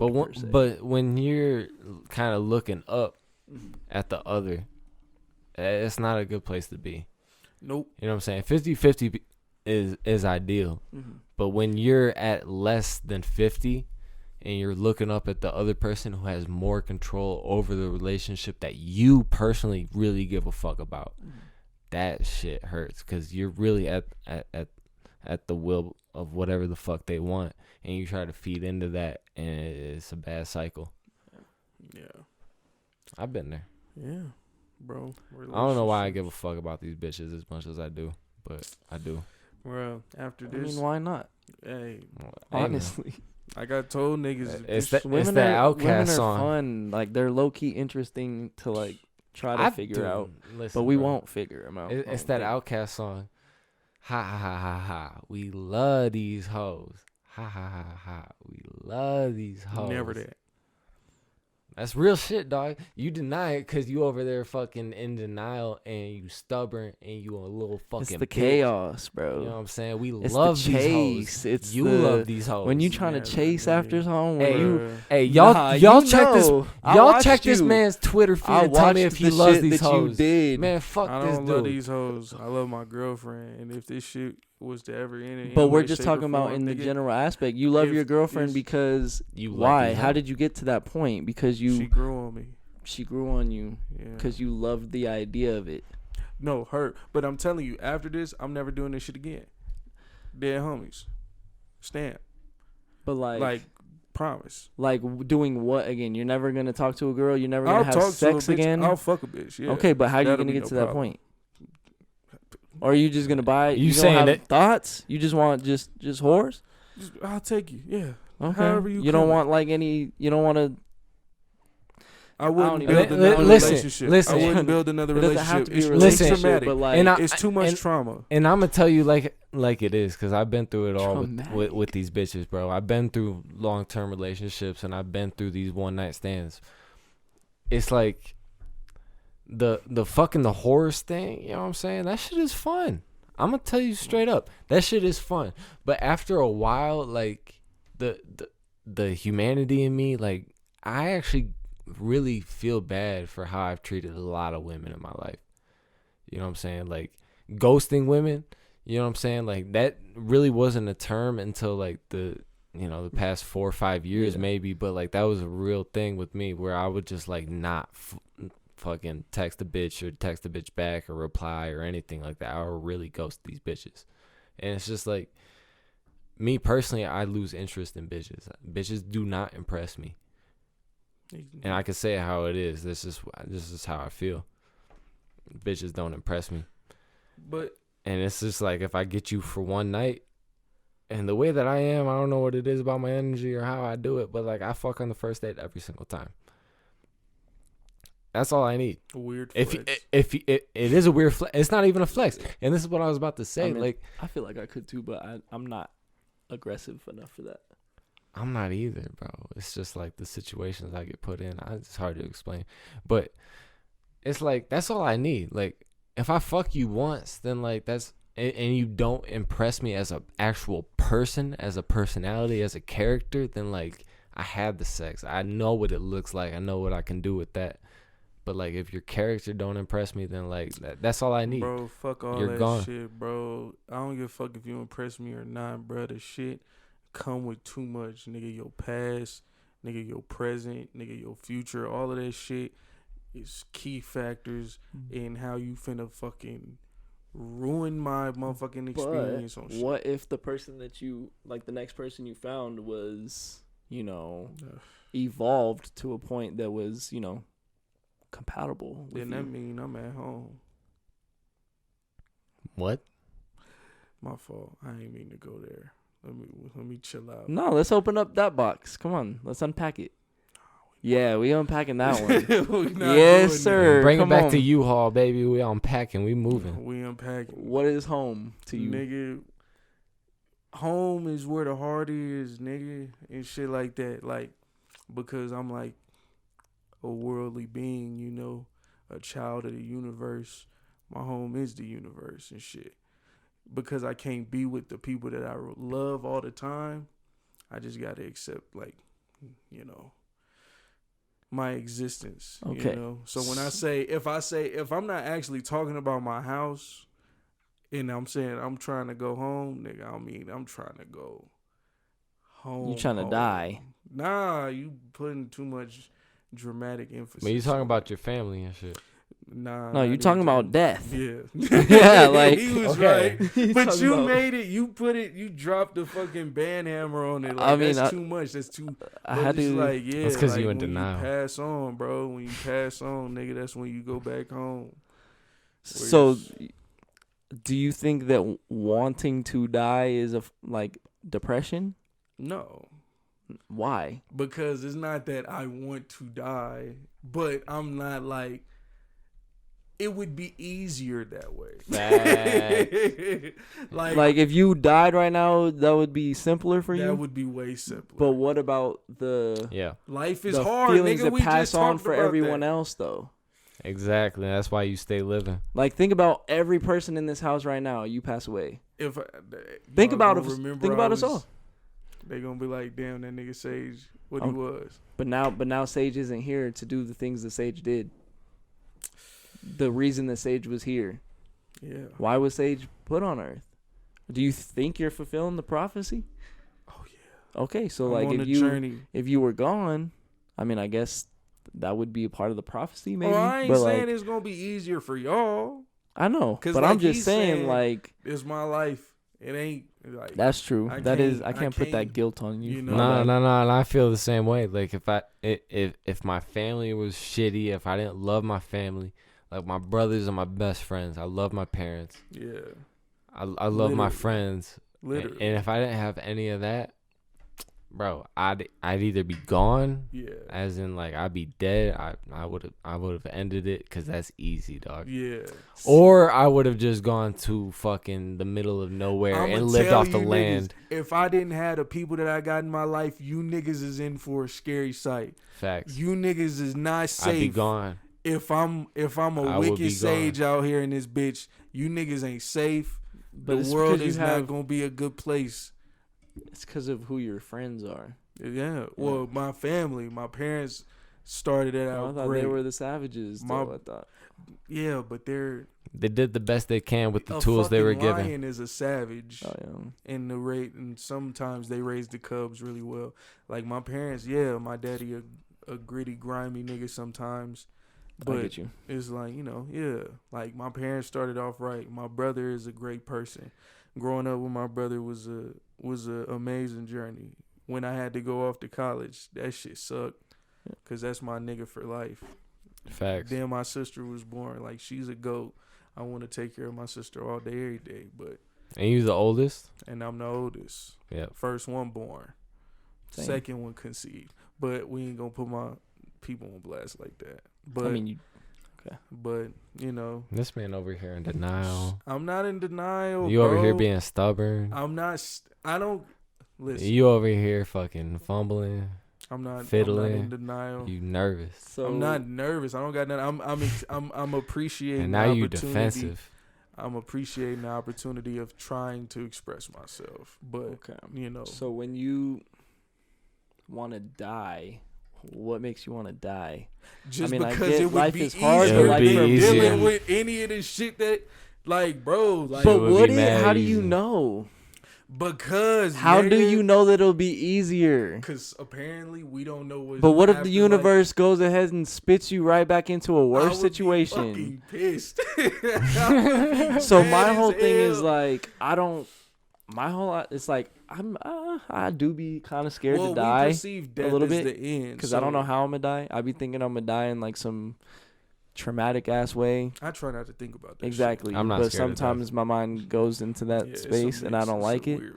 And I'm like, you know, I might get stabbed or some shit. I don't want to speak that into existence. That shit would be lit. That But like, nigga's crazy, bro. I just be thinking like it would be some sick ass shit for some reason, and like, but like, I don't know. I be thinking like, yeah, life be tough and it's stressful, but like, I be hopeful that there is gonna be some peace and serenity for me. Well, yeah, but yeah. I do that too. Well, you gotta take into consideration you the motherfucking astrology nigga, so you know Libras is balance and all this shit. I always feel two ways at all times. You don't know your moon sign or rising? I think he told me I'm like a Cancer, so I'll be having feelings or whatever the fuck. I don't give a fuck about none of that shit. Only thing I know about the Libra shit is balance, and that's literally all I am. I'm a person of balance. Like, on one end, I want to die, but on the other end, I'm like, let's keep going, nigga. Pick your motherfucking nuts up and let's be hopeful for the next day. Like, when we was golfing, like, that shit was irking my motherfucking soul being out there, but I was like, let's be hopeful, you know. Yo, motherfucking phone screen fucked up, son. You're a Cancer moon, so the moon was just in Cancer. That could be why you're so emotional. Nigga, I ain't. Like, beneath the surface. Yeah, beneath the surface. Because that's what the moon What is all is. this? Like, what's his rising? His rising is Libra as well. You Libra, Cancer, Libra? Yeah. I remember him. That's funny because your Venus is Scorpio. That's crazy. I'm Aquarius, Leo, Aquarius. Yeah. Yo, your shit makes so much sense. Mercury, Virgo. Mercury is like the way that you. I want to say it's how you communicate with people, and you don't be giving a fuck, which is a Virgo thing. Virgos are the most likable people. Venus is your love, like the way that you love, and that's a Scorpio, so it's low key kind of like very heartfelt, possessive, and like. Yeah, I'm very possessive. Yeah. And then your Mars is Scorpio, so like the way that you like your aggressiveness and like how you fight towards things or like how you fight for shit. So like as a Scorpio, I don't know, maybe you're like that's that feeling shit. No, it's some dark shit, bro. You be on some dark shit, bro. I feel like you be on some slimy shit if you had to get down to it. You low key a bitch. That's why I'm like. I feel like he's low key a savage. I'm what it is, shit. Bro. I'm so self-aware that it's easy to become jaded, and it fucks me up. Like not even little shit, but shit that moves me to a certain point could make me go to extremes. Like the shit that I was telling niggas about. Like I want any nigga like that. I'm trying to get into it with. I told niggas that if I see the nigga type shit, I'm on the nigga. I'm hopping out of a moving vehicle to get on the nigga type shit. That's how bad it is. But it's not my fault. It's the world's fault. But like, think about what you were saying earlier. I want to say you said something about getting from A to B. And that not getting caught up on like certain shit. Don't get caught up. And in in your life right now, you have a B point that you're trying to get to. Yeah. And that would be getting caught up on something that's not. But that's why I'm trying to spare niggas. But other motherfuckers is not letting me do that.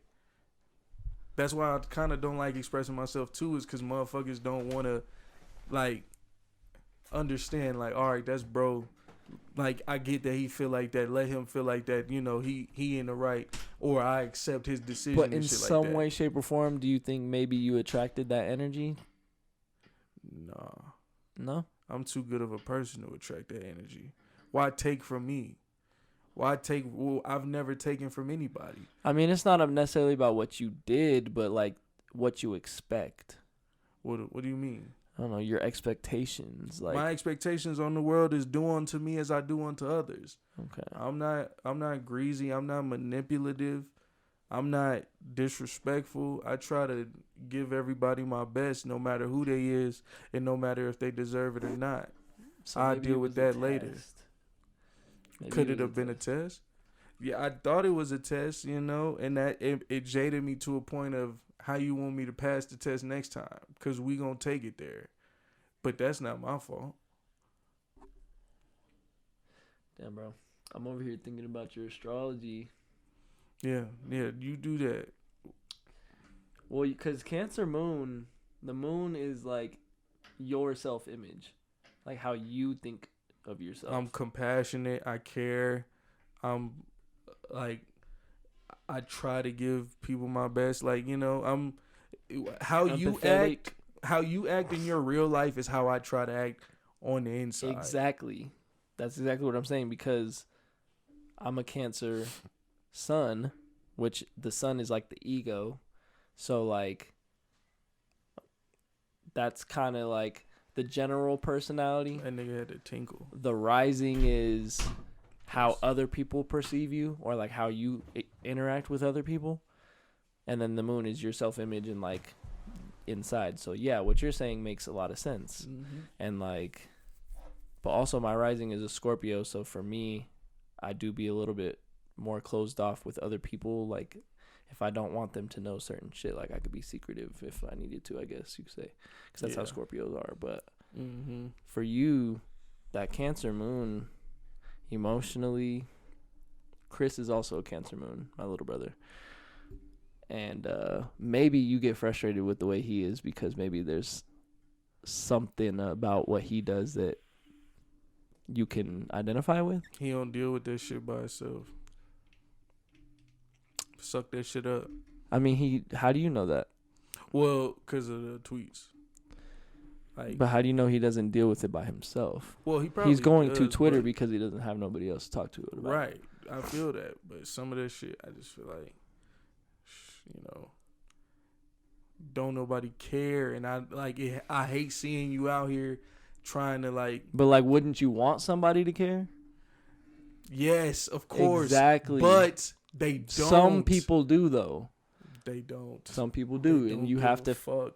You don't know until you find out, Dre. No, you literally don't know by trying. Vulnerable. That's what vulnerability is, bro. And I struggle with it with my significant other. Yeah, and it's like you have to be vulnerable. You cannot think that I'm like my intention is to hurt you or to take advantage of you. Like my intention is to help you figure out whatever it is. Like, I don't know. Me, I like to get to the bottom of shit. Yeah. Somebody told me it was a bad thing the other day. They was trying to shit on Cancers. Oh, you just make everything so deep. Everything is not always that deep. And like, you know, well, that's just how you view it. Right. Because you like to repress your emotions. You like to repress everything. So it's just never that deep, right? But I know like it really is. No, they were a Scorpio. So I'm like, I know it really is deep for you, but you repress it and you want to keep it secret. And right. That's why I'm offended that y'all be saying I repress my feelings. Like, nigga, I get as deep as possible with my feelings. No, you not, bro. Hey, listen, I'm going to just keep letting them tell me about well, me. That's because his Cancer is beneath the surface. But you're Libra on, like, the way that we would perceive you. We're going to perceive you as, like, you're just trying to balance it out. You're trying to, like, appease to both sides. But at the end of the day, is like you can lean to one side. That's not going to make you tip over the edge. You're a Libra. You're going to balance it back out. So, like, you can let it teeter if you want. I'm over here getting far away from the mic. I never thought about that as a concept. I always thought it had to be even.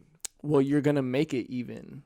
So you have the ability to do what you want with that power, but you can't wield that power in like a negative way. Well, you can. Yeah. But like, yeah. Cause I know exactly how to teeter that into the negative realm. Yeah. Exactly. Teetering it into the positive, I try to stay heavy positive. And teetering, it's funny you said teetering, or well, we both did, because I was gonna say that earlier when you were. It's just like the idea of like being like you really could go to that level of like just being a savage sage, but you could also go to being a Buddhist age, I tried that. That shit was weak. But that's your perception of the idea. Like it feels weak to you to be fake peace. Positive. Oh, I mean, I guess if it was fake, but like I called him out last week for that shit. Yeah. But like, what about fake being positive. Real positive? I try to be real positive, but you bitch ass niggas exist, and being real positive just don't. It just don't sit right in the soul, giving that real positive energy to bitch ass niggas. It's like feeding a flock of stray cats and they all go out and kill baby cats. But like, you said fuck. that your philosophy was what you do unto the world is what you would get back. Well, I learned quick that the motherfuckers do not give a fuck about me. So that whole concept is low key about to get thrown out the fucking window pretty soon. Y'all want to know what my daily dilemma is? Daily dilemma, bro. Like, I want to take another sip, but I'm drunk. And I don't ever want to teeter that fence, you know what I'm saying? I don't want to go over the edge, you know what I mean? But it's like, fuck, bro, this shit.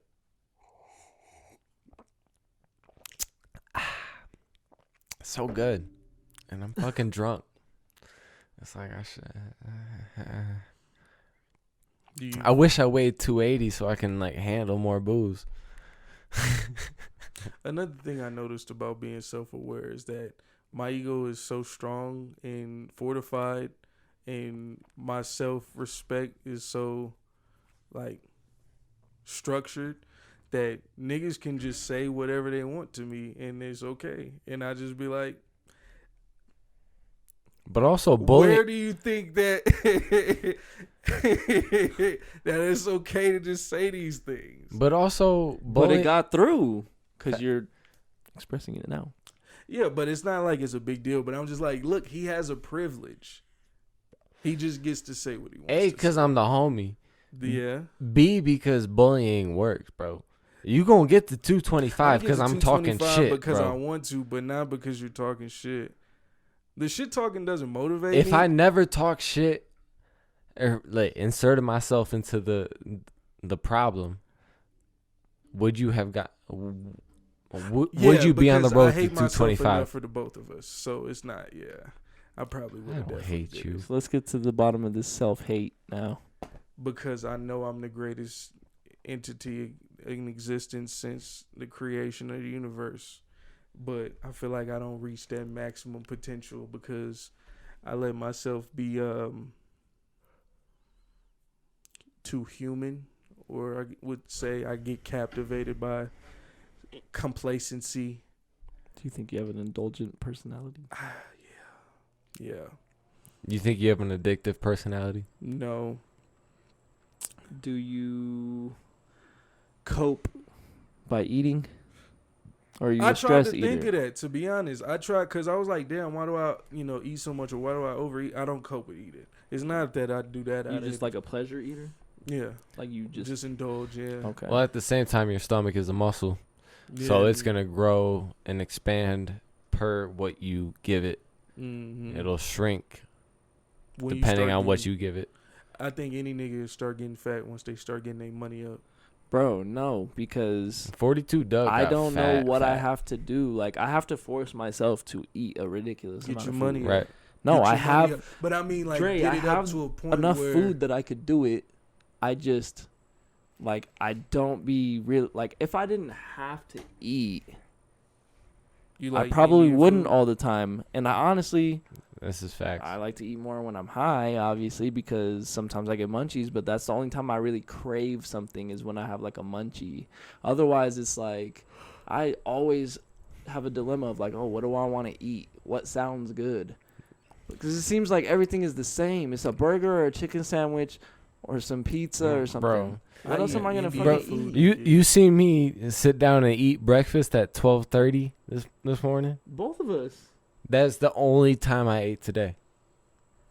Same, because I didn't eat when you guys left. Because me and Alexis were talking. Yeah.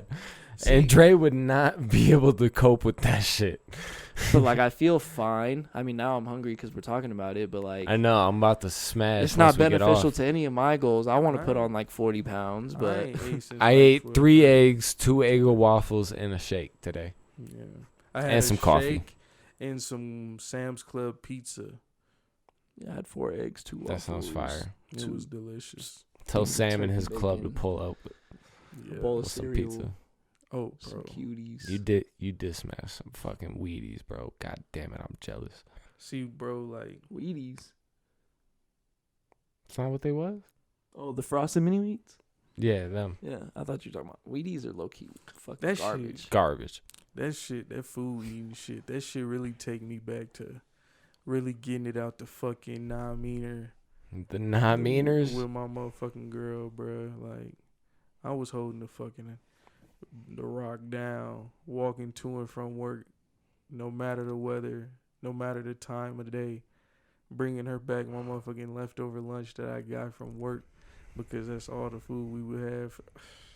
Bruh, niggas talking about me being fat, nigga, I was starving. I feel you, bro. Like, We've been there. real journey shit, real grind shit. But that's the thing, too, is like, I try to justify shit with like, yeah, so what if I indulge, nigga, you know where I came from type shit. But it's like, fuck that shit, nigga. Like, I know where I came from. I was a more fit nigga. I just was chilling. And that's the part about being human. Like, I could reach my maximum potential. I can grind harder in the music. I can go harder in school. It's just fear of failure, fear of fucking disappointing motherfuckers, like fear of like possibly losing opportunity. It's just like I can't really get that extra push confidently. You feel me? Like, I could fucking go to the gym 7 days a week, eat good all day every day and lose the weight like that, but it's like, Could you?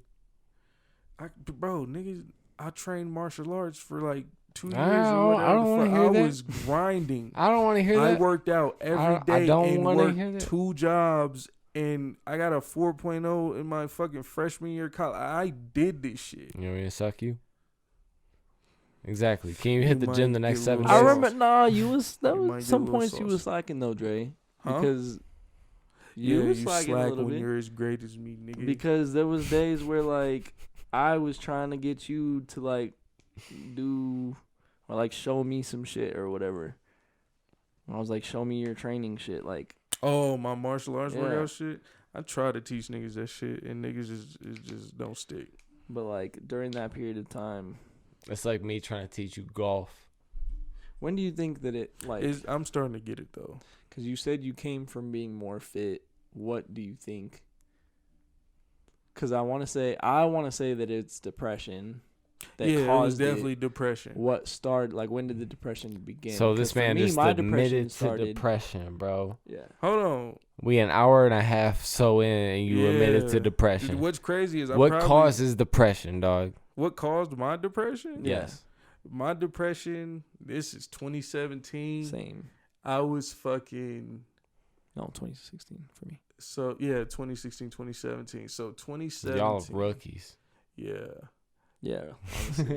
Cause I never was such a understood. real nigga my I've been whole depressed life, for you 10 know? plus years. That's I fucking never sad. understood the shit, bro. I love my brother. I was happy-go-lucky ass boy.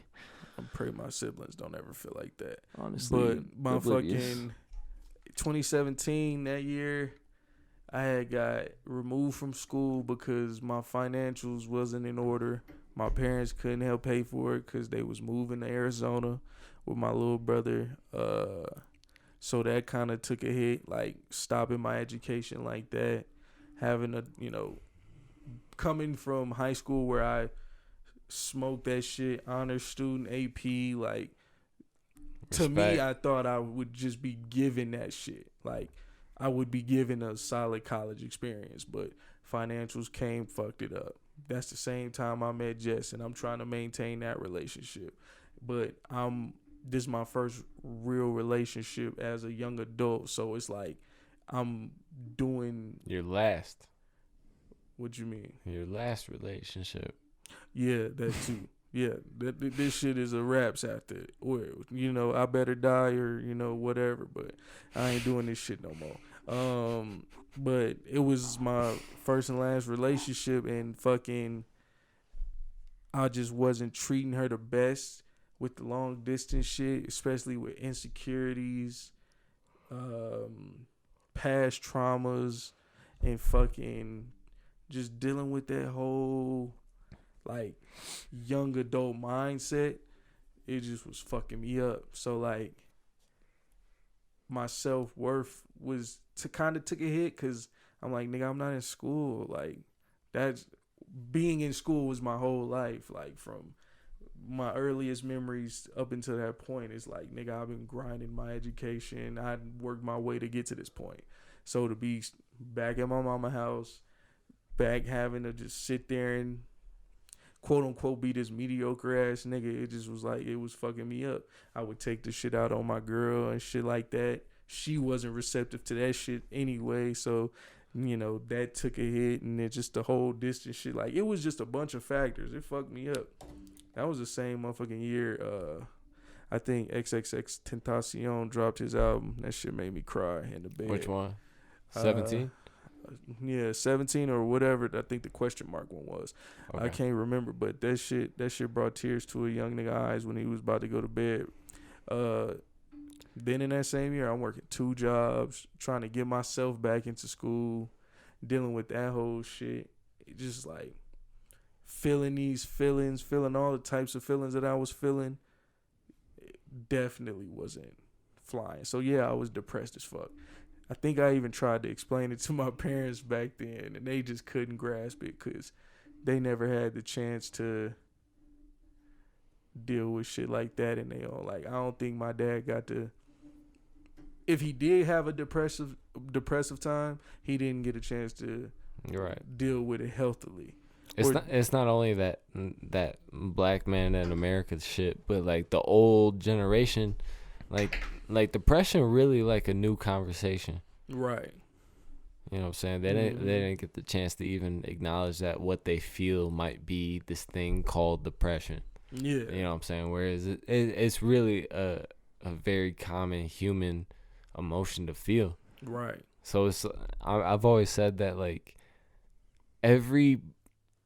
we all want to think of us as different as the other, but humans are so alike. More so than you would like to believe. We all feel the same exact shit every single day. And it's just what you acknowledge is how you're gonna, your perspective of the day is gonna go. So you're gonna feel happy, you're gonna feel depressed, you're gonna feel anxious, you're gonna feel, optimism every single day. Right. No matter who you are. Right. What you acknowledge is what you take away from it. Exactly. And you gotta be you either gotta build mental fortification or you gotta already be mentally fortified. Like, I think my brother especially in the recent years has probably definitely had a few depressive episodes, but my brother definitely, if you think I don't get vulnerable, he definitely don't get vulnerable. Yeah. Like, I don't say that meaning that like you should suppress what you feel. It's just, what I'm saying, you got to acknowledge what you feel. Bless you. Bless you.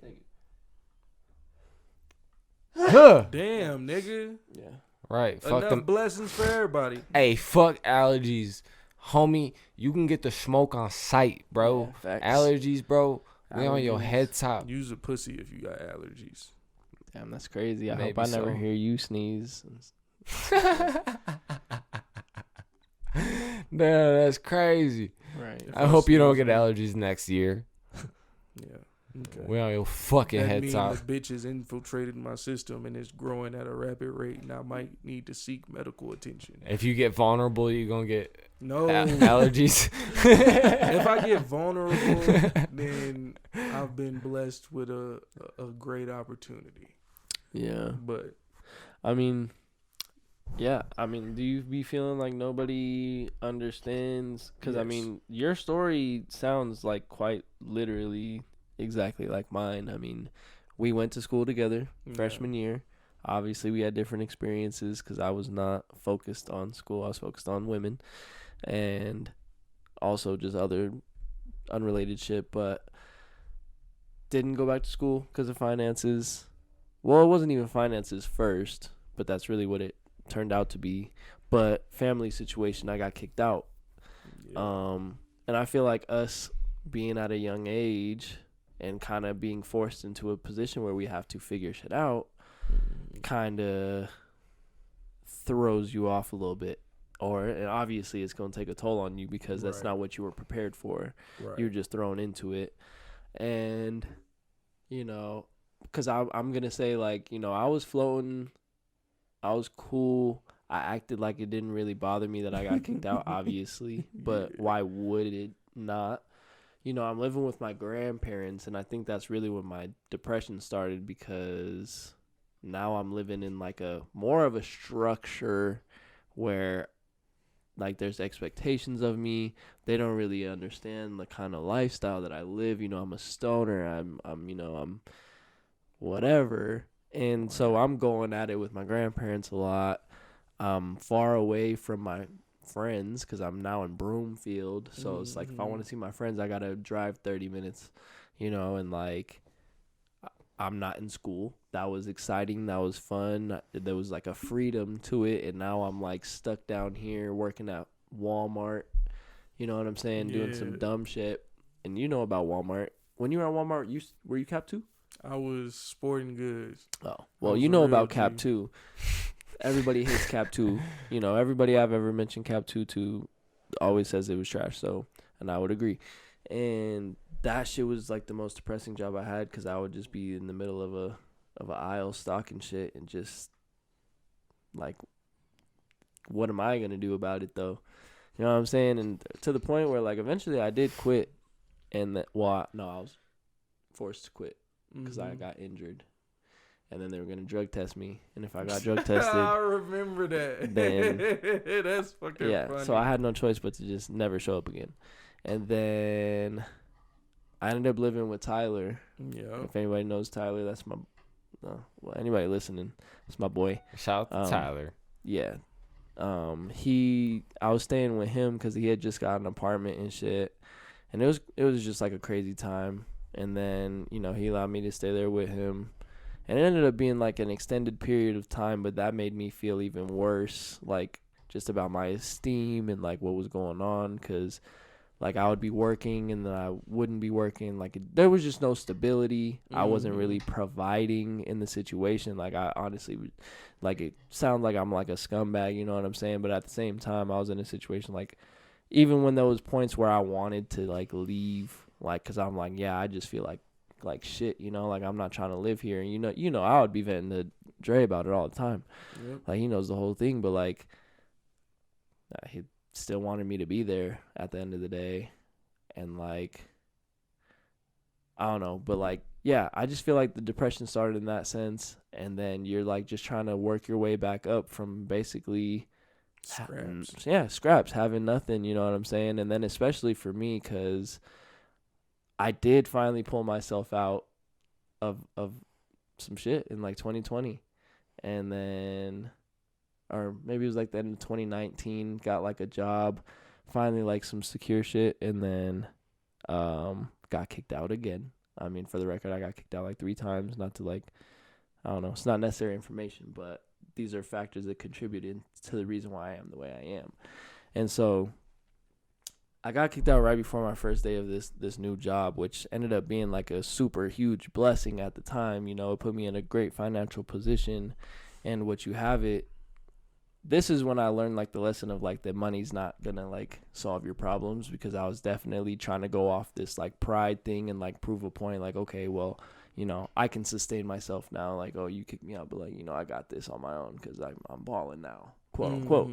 You know, I had some money pent up in the bank. Not like, you know, for once in my life, I was just on it. You know what I'm saying?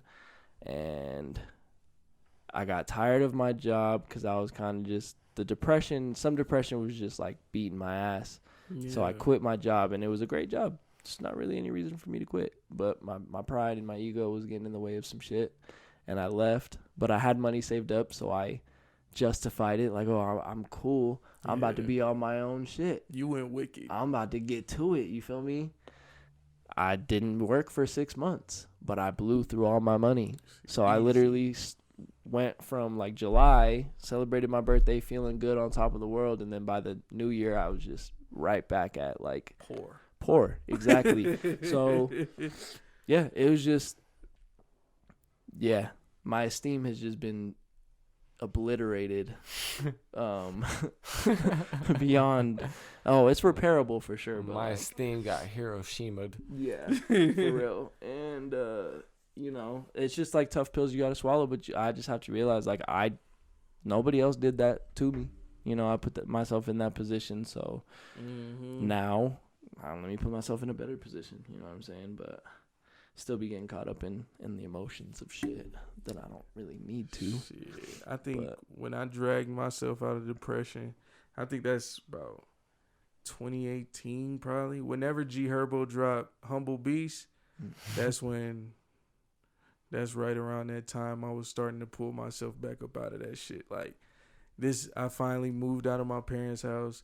What's funny, real quick, I remember trying to tell my parents that I was depressed, and them niggas was like, what you got to be depressed about? And I'm like, I don't know, nigga. Like, I can't explain these feelings, and they just not understanding. And I'm just like, this is why I don't say shit.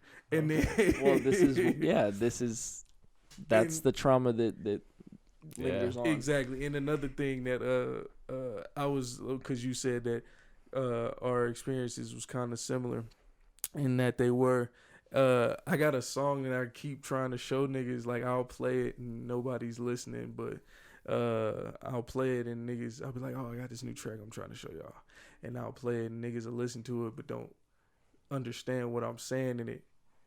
And niggas ask me why I don't get vulnerable. When did you play me the song? I don't give a fuck when. I can. You've never played me the song. I can name you 3 instances: one outside, one downstairs in Alexa's room, and one in the front room. No. Okay. Hey, I haven't been here. Who made the beat? If Jordan. It's after the podcast, I ain't been. After the podcast, I never heard it. I've never heard it. Exactly. Yeah. But I know exactly when in the situations that I played the song and I'm showing niggas. Oh, no. I know what you're talking about. So, and I'm like, niggas not even going to listen to my music, so why the fuck would I say anything ever? But that's a different note. But yeah, fuck you niggas and how I feel vulnerably, but whatever. I write music. Don't whatever this. Nah, I'm going to whatever this shit.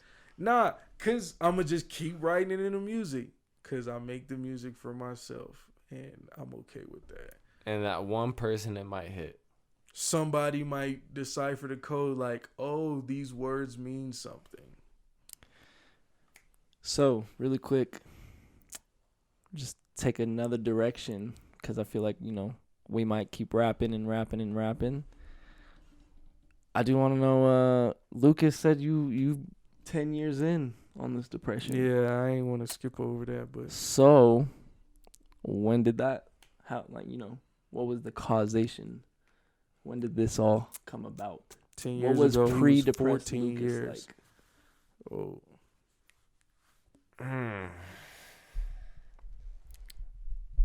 Damn.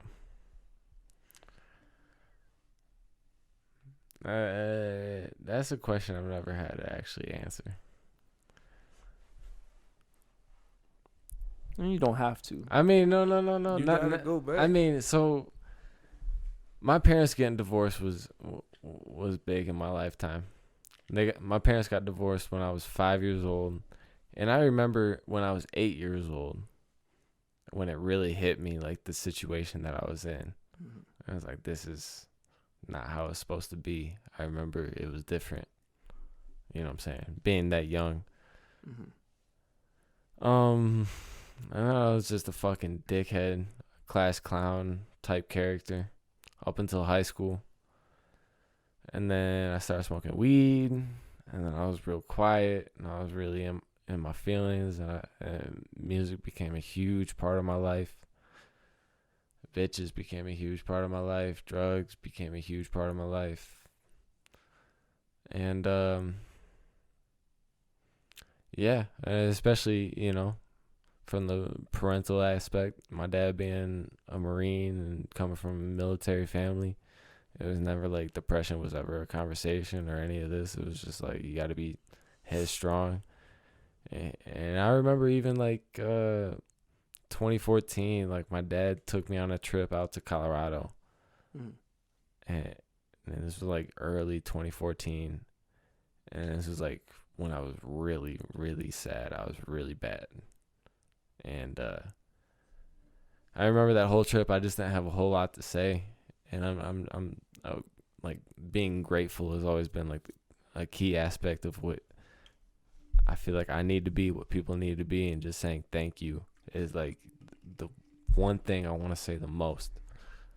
And I just remember not doing that, whereas like my dad might have been accustomed to me being very thankful.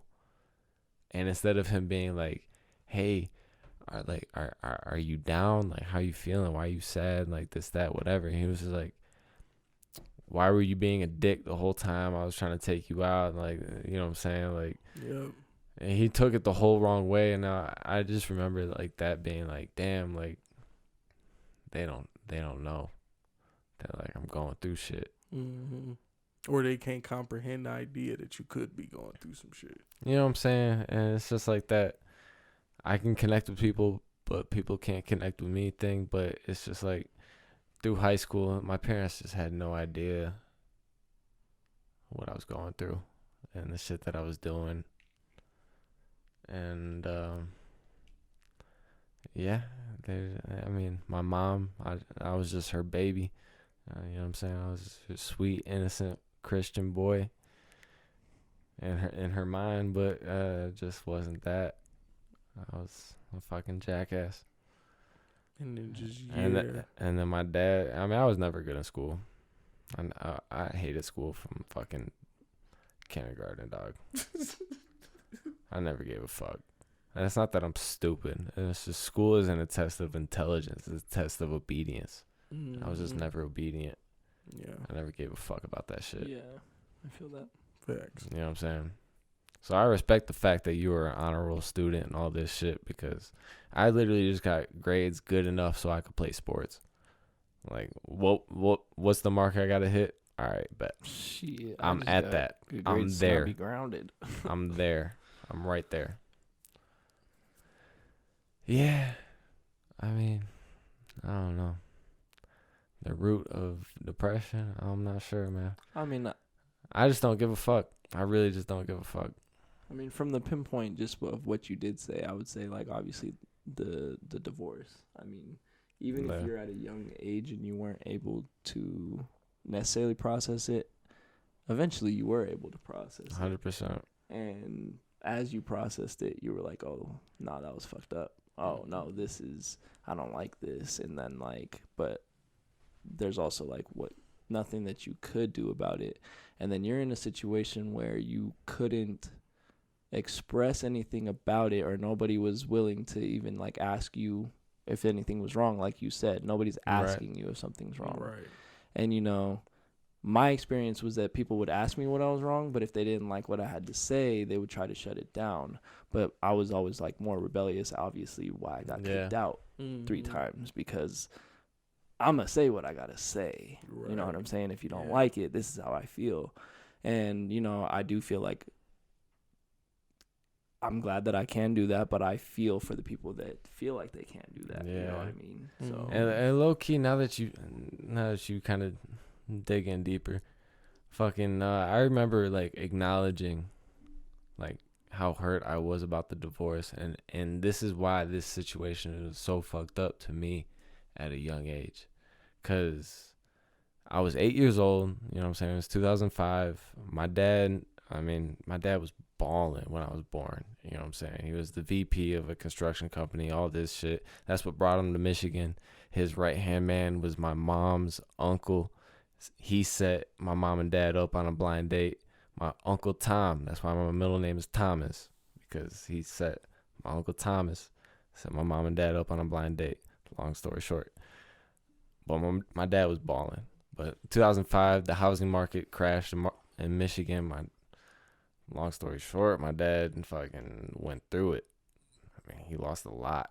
He lost a lot of material, financial, all sorts of shit. He really got fucked. So I remember finding out about this situation because it was when I was figuring out that divorce is fucked up.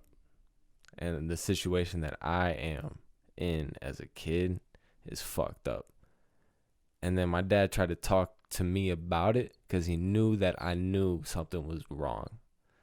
But he had my stepmom there mid-conversation. Like, she was in on the conversation. So I couldn't just say, like, even at 8 years old, I knew I couldn't just say that, like, y'all being separated is fucked up. And then my dad was like, is the move, messing you up? And that's how I knew that, like, we were losing shit. We had to move. Like, that's literally how I found out. He suggested it as if I had already knew, and that was messing me up. I was just like, yeah, like, that's it. So not only was I fucked up about, like, the divorce because I was realizing what it was, but then he dropped that bomb on me that, like, we gotta move, bro. And then I couldn't acknowledge anything because my stepmom right there. Yeah. You know what I'm saying? Yeah, it's just like you just gotta suppress the shit. Yeah, I have multiple things that I want to say based off that. For one, the Weeknd album, there was a little skit on there. It's random, right? But, like, there's a skit on there. Damn, of course I'm gonna blank on it. But there's this. He's a comedian. He's telling a story, and he's like, looking back on life as a bitch, and he's talking about, like, traumatic experiences when his parents divorced, and then, like, his stepmom tried to convince him that, like, he didn't need a mom or something like that, and that kind of, like, influenced his relationships moving forward and whatever. Definitely listen to that album. It's fire. That was one point I wanted to make. I was wondering if you, like, agreed with any of that, maybe, potentially, like, in the sense of, like, well, no, you kind of cleared it up for me. But this whole idea of this therapy is so genius because it's, like, the more we're opening up to each other and talking to each other, the more that we can realize how much, like, similar we are and, like, the similar experiences we've been through. Like, my parents lost a house, too. And it's not like we were balling or nothing, but my mom at one point was making 3 times more than what her and, like, both my parents were making it together at one point, just by herself. And, she got laid off. This was during the recession in, like, 2008, but she was also having another kid in 2008. So, like, we lost a house, and that really just felt like home.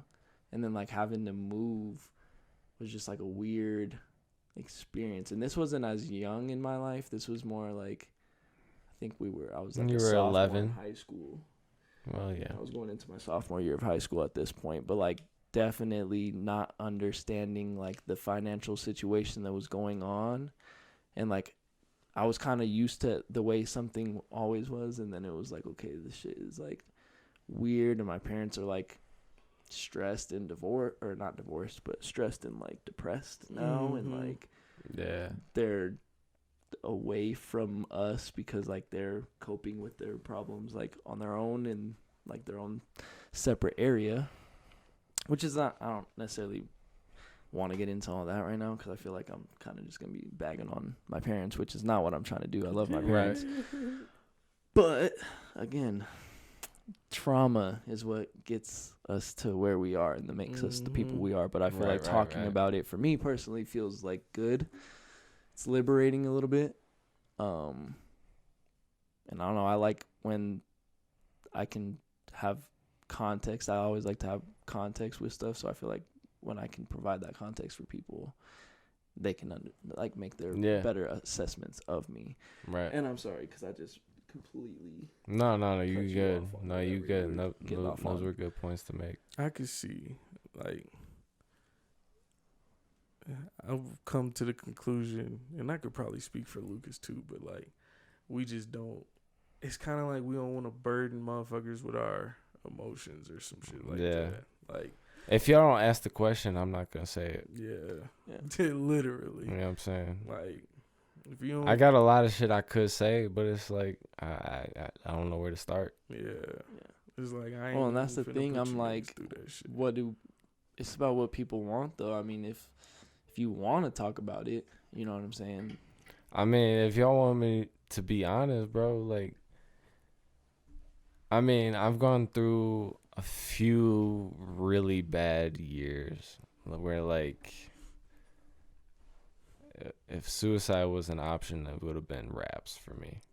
I think 2013, 2014, and then like 2018, and then last year, whether y'all know it or not, like last year was really rough for me. I could see it. I could see it in your face. Last year was really rough for me. So I feel like coming out of last year and towards the end of last year and going into this year and coming up to now, it's more or less like just trying to be better and trying to find out how I can live with myself forever. And it's like, so I've kind of been taking a break from music and whatnot, just trying to fucking just, I mean, come back to earth. Just come back to earth and be real with myself and find out like what I gotta do to make myself happy, to maybe make a wife happy someday.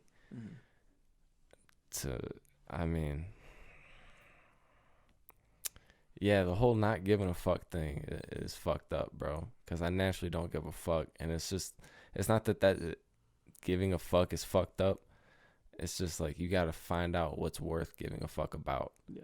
You know what I'm saying? If you just don't give a fuck about anything, then that's bad. Yeah. But like if you got to find out what's worth giving a fuck about and then centering your attention towards that. Because, I mean, I kind of touched on it earlier when Dre spoke his piece, but if I didn't have the family and friends that I got, I'd be gone, dog. Yeah. Whether I'm physically gone or just like in the middle of nowhere, living off the spearfishing every day and living in the fucking jungle. Like if I had nobody, bro, I'd take my shit, or I'd just be fucking in Jamaica or Brazil, fucking living in the jungle, living off the land. Shit. Yeah, just keep it on my own, just be chilling. Sometimes I do be thinking about shit like that. Bro, I would just go live off the land. I could do that shit easily, dog. But I'm trying to retire my mom. Facts. Because I love my mom. Facts. I'm trying to put my parents up, trying to get them right so they can raise my little sister and get her right. Make sure she's straight. I don't want my her to siblings be like got to figure that shit out for themselves. See, I feel that, bro, because like there's a part of me where I'm like, I feel like when I'm going through my grind, it's not in my mind where I'm like, oh, I'm about to put my family on, you know what I'm saying? Bro. Like, and it sounds selfish, but like, your family. Well, my family do got a lot of shit going on, but like, I feel like, God willing, everything's gonna work out regardless.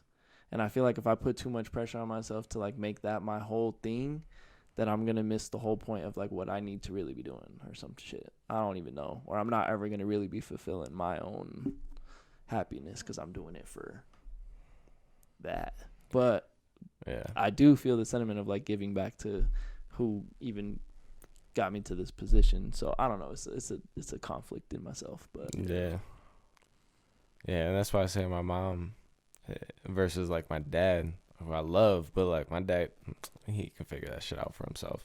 He got that shit. Yeah. But like my mom, like she quit a really good job to take care of me and my younger brother, thinking that like the marriage was gonna work out. And my dad was balling, he could take care of everyone, and my mom just had to be a stay-at-home mom. And then that marriage didn't work out. My mom didn't have a baller ass job. And you know what I'm saying? She's not on the road to retire by herself. And that's why I put a lot of pressure on myself. Yeah.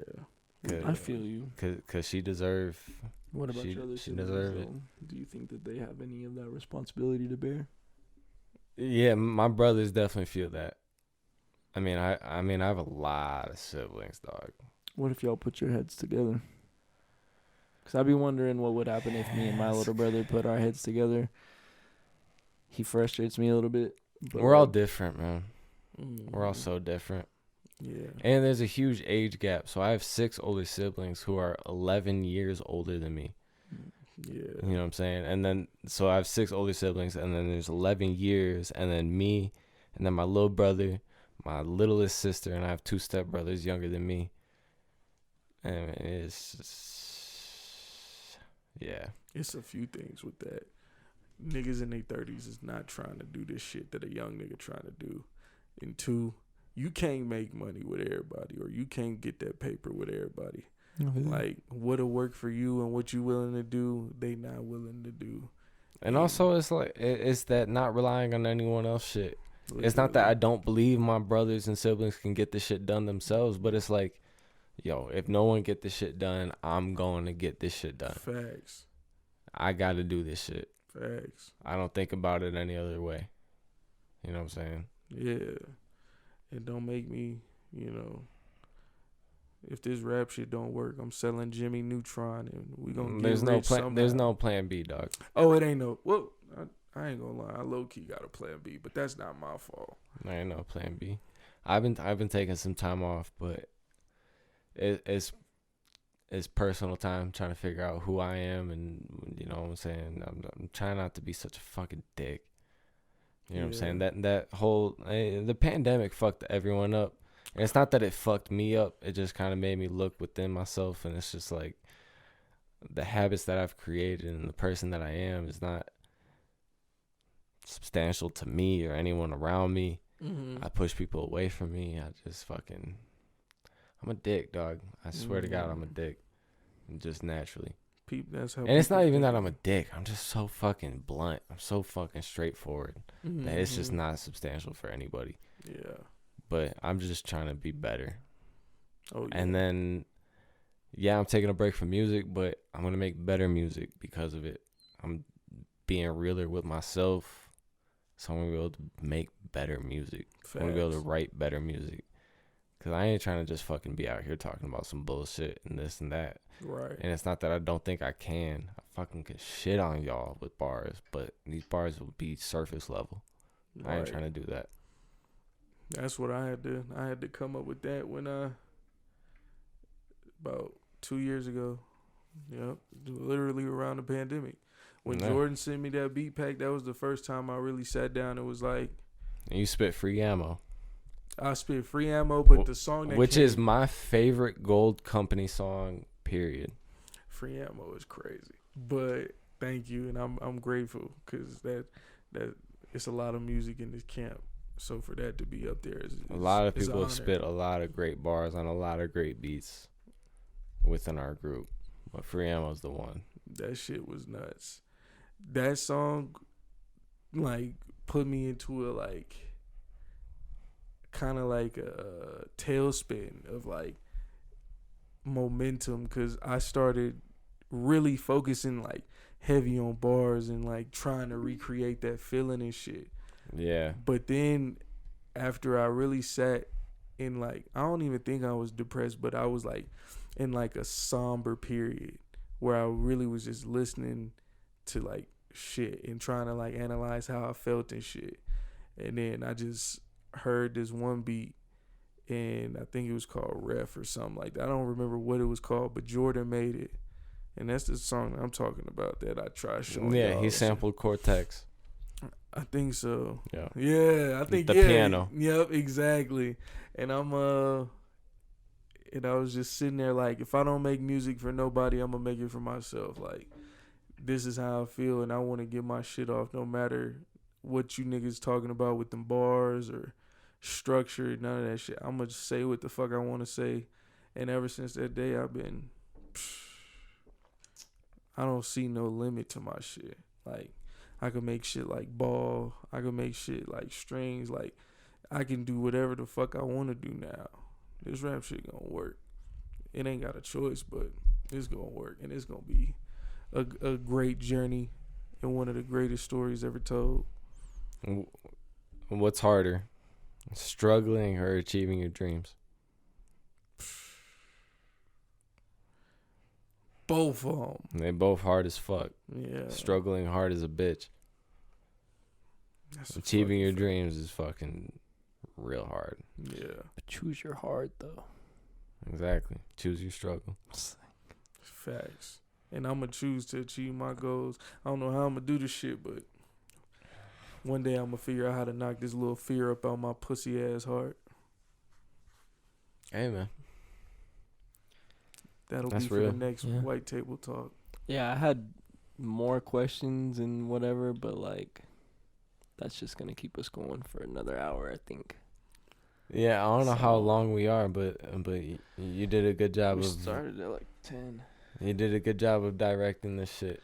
This was a good conversation. I thought it would be. It's funny. It's the astrology. I think I read something today about like.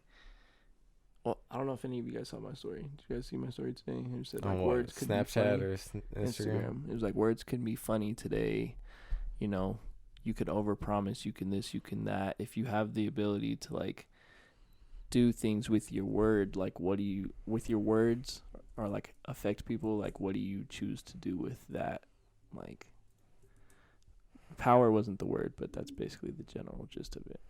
So it's like I definitely could have like used the opportunity to be toxic a little bit, I guess is what I don't know, but you toxic as fuck.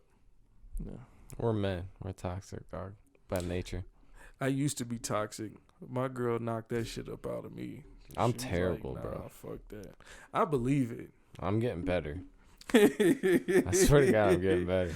That's all you can do. If you learn anything from this fucking pod, try, nigga. Do better. Try. Do better. Because all you can do is do better. Be vulnerable. I ain't say all that. Be vulnerable with yourself.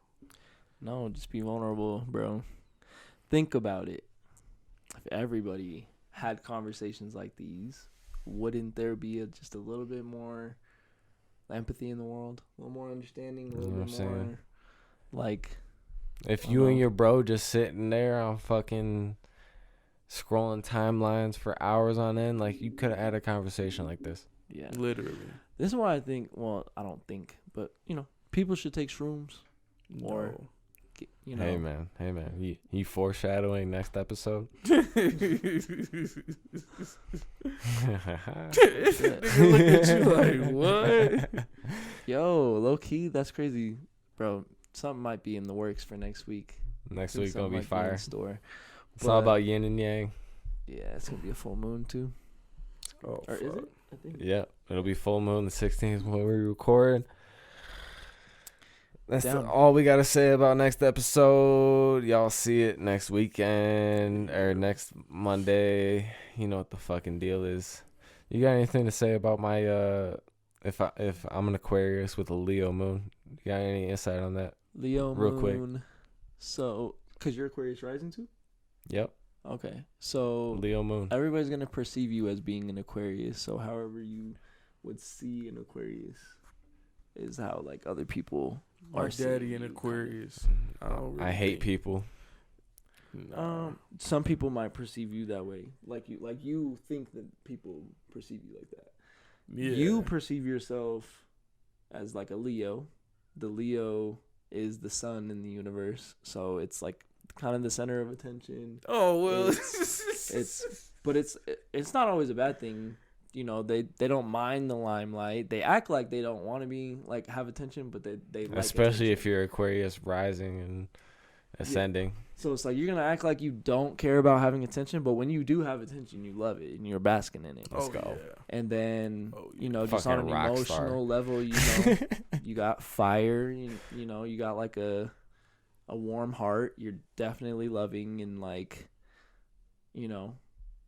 but that's like more beneath the surface, underneath that Aquarius. So if you were to allow that to come out more, people would be like, "Damn, this guy's got a big ass heart." Like he's.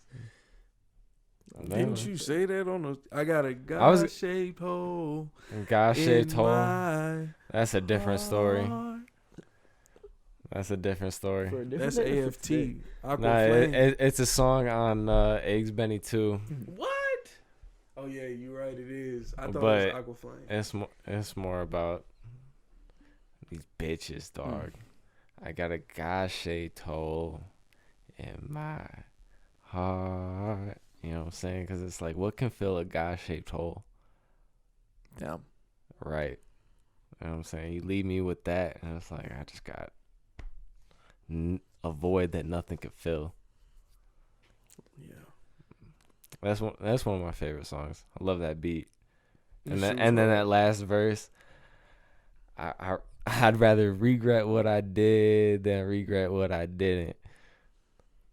Yeah. That's bars, dog. That's true. It was a good song. If I wasn't fucking hammered right now, I'd be able to recite that whole A. Bro, we could sit here and do that all day. I got so many fucking vulnerable bars, quote unquote. I talk my shit when I write my music because I know I'll listen. Yeah. Yeah. You guys want to skip the ad game for this week? I think the ad game will. It doesn't sit right with this pod. Yeah, no. That's all right. That's all right. We can give Jaden a break. Even though, surprisingly, today I'll probably do the best. Oh, yeah? Oh, yeah? Oh, yeah? Nigga. That's how you feel? You talking shit over here? Do an ad for Canic now there's pressure and my nose is bleeding suddenly, randomly. But it's because I like. Oh, we can run it. It's the allergens. Well, actually, because I'm gonna have to use some tissue for my nosebleed. Oh. I got Kirkland. Oh. Hit your nearest Costco. Grab you the 32 pack of the toilet paper. That shit's gonna last you forever. I bought this shit like 2 months ago. We barely just cracked open the second casing of it. Because it's 3 casings in tissue? one casing. Mad tissue. Toilet paper. You shouldn't have never said that. Why? You not finna snag no toilet paper from us. You better hit Costco. Listen to the ad, bro. He finna sell you. I heard niggas snakes, but I'm an anaconda. Hey, and with your fucking golf ball losing having ass boy, Kirkland golf balls, go to golf balls, real cheap. Anything in bulk from Costco to go. I shop at Sam's Club because I'm broke. I haven't been to Sam's Club. I want to go there too. It's just Diet Costco. Yeah. Diet Costco. I heard they got some good pizza. Delicious. Yeah. Costco got fire pizza. I would imagine. Y'all got chicken bake at Costco. We don't I don't got like chicken bake. We got hot dog. We got glizzies. I like the glizzies. We gonna finish Jaden's ad. Man, fuck that. Get the toilet paper, bruh. It's good. I don't really have any moral qualms with it in terms of how it makes me feel down there, if you know what I mean. Gets the job done. But I also suggest you should get some baby wipes. They're lit. This is an ad for Costco toiletries specifically. I might use a baby wipe too for my nose. But yeah, some good 2-ply, 3-ply maybe. I don't know the plies, but yeah, hit Costco. Thanks. If you have a membership, I don't even got a membership. If you don't get a membership, I know people that do. And you know what's funny is that like I be hitting my dad like, yo, I got $100. I'll Zelle you. Go buy me a Costco a Costco gift card. So I just hit Costco with $100 gift card. You don't gotta get a membership for that, but that's black market shit. He putting us on the motherfucking. Hey Dre, I need you to do an ad real quick. Man, No. Well, Jaden got us here. I need you to do an ad for caulk. Caulk? Yeah. Like the shit that you use to seal shit? You already know. All right. You want a more efficient way to entrap your fucking emotions in that bottle? Fuck a cork and fuck a fucking cap. Let's caulk that bitch down.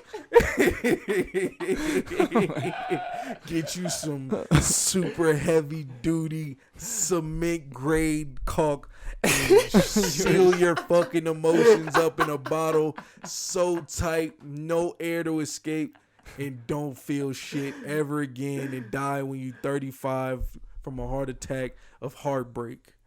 35 years of caulking shit down. Anytime you even see a little crack of your emotions starting to break on your bitch ass, hit a nice little squirt of the heavy duty cement level grade caulk from your nearest Home Depot. Lowe's don't got it because they too pussy over there. Home Depot where the real men at, real caulk needers. None of that Menards low shit. Fuck all that. Home Depot definitely does seem more masculine. The Home Depot. Tell them niggas, boy, caulk them emotions down. Caulk your bitch down when she talking too much. I don't know about that part. Just bottle that shit up too and take that shit to the grave. I don't know how I'm gonna top that. Crying afterlife pussy. Let's see. Let's do an ad. I randomly got caulk. You got fucking Kirkland's. You did that. Some random brands this week. Random. I didn't give you a brand, just caulk in general. Just caulk in general. Did you? Like, why didn't you choose? I don't know. I was like, you trying to finesse him into saying the cock? Shit was funny, dog. He said real cement grade caulk. And it's funny because you tied it in. You said you trying to seal those emotions no, up. bro, this shit was perfect. That's why I said I don't know how I'm gonna top that because that shit was beautiful. Let me see. Have we done Tesla on here? Hell no. Nah, I don't want to do Tesla. Ooh, do Meta. Do the VR shit. Meta VR. Alright. Yeah. The Oculus. Alright, listen. The Oculus. Listen. Virtual reality. I'm talking to all you virgins out there, you know what I mean? Oh, God. You know what I mean? Get you a nice bottle of that Jergens. Get you a fucking Oculus. Fucking get that bitch a Bella Danger, throwing that bitch back on your own caulk. On the caulk. That nigga had the bitch and the video queued up in his brain. Yo. Listen. You could hit the VR porn and still get 8 hours of sleep. There's no better deal in the market. Listen, you want to dick a bitch down, you getting 3-4 hours of sleep max. Period. You know what I'm saying? It's just the time you got to give to a bitch that's necessary to dick a bitch down. It's just what the market calls for. But you get the VR, you know what I'm saying? Yeah. You hit that Pornhub, you get that bitch fucking what's the bitch with the ass? Goddamn. All of them. No, I'm talking the bitch with the stupid ass. She a white bitch, so you might not fuck with her. She white. Sarah J? No. She goated, bro. I can't believe I'm blanking. If I wasn't fucking hammered. She's goated like OG she's new. Now new age.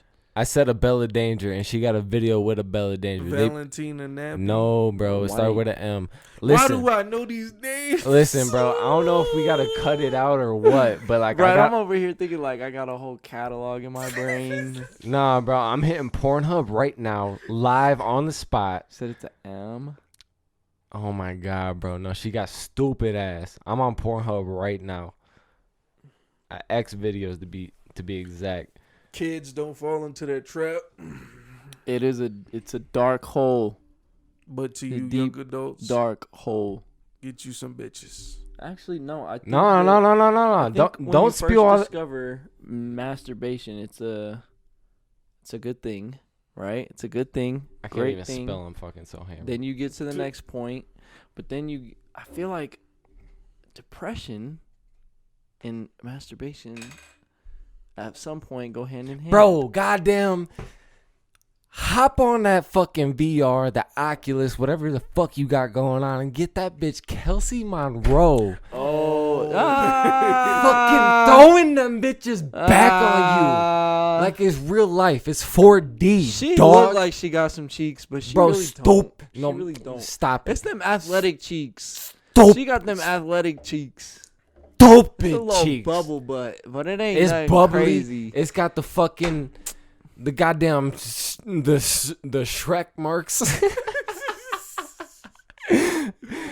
Dog, nah, she got the perfect ass. I'm not gonna cap.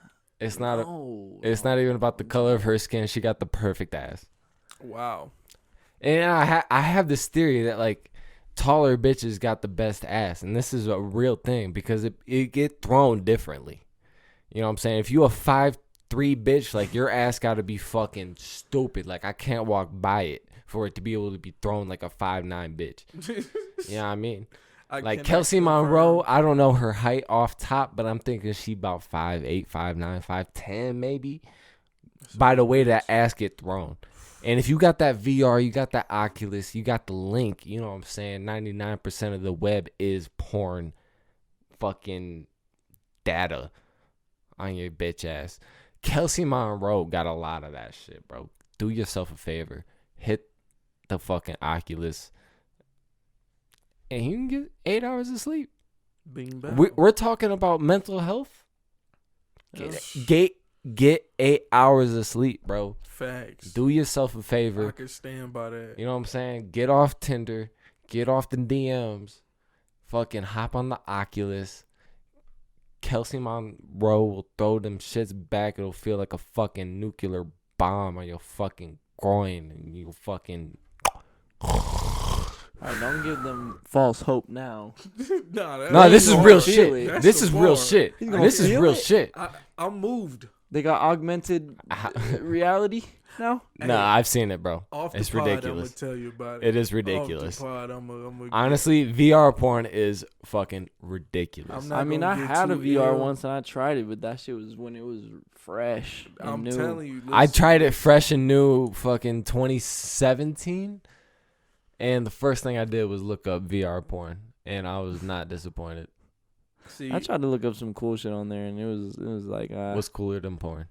I was like, yo, I want to see this bitch lot throw of this things. shit back. a lot of things. I'm that little tidbit.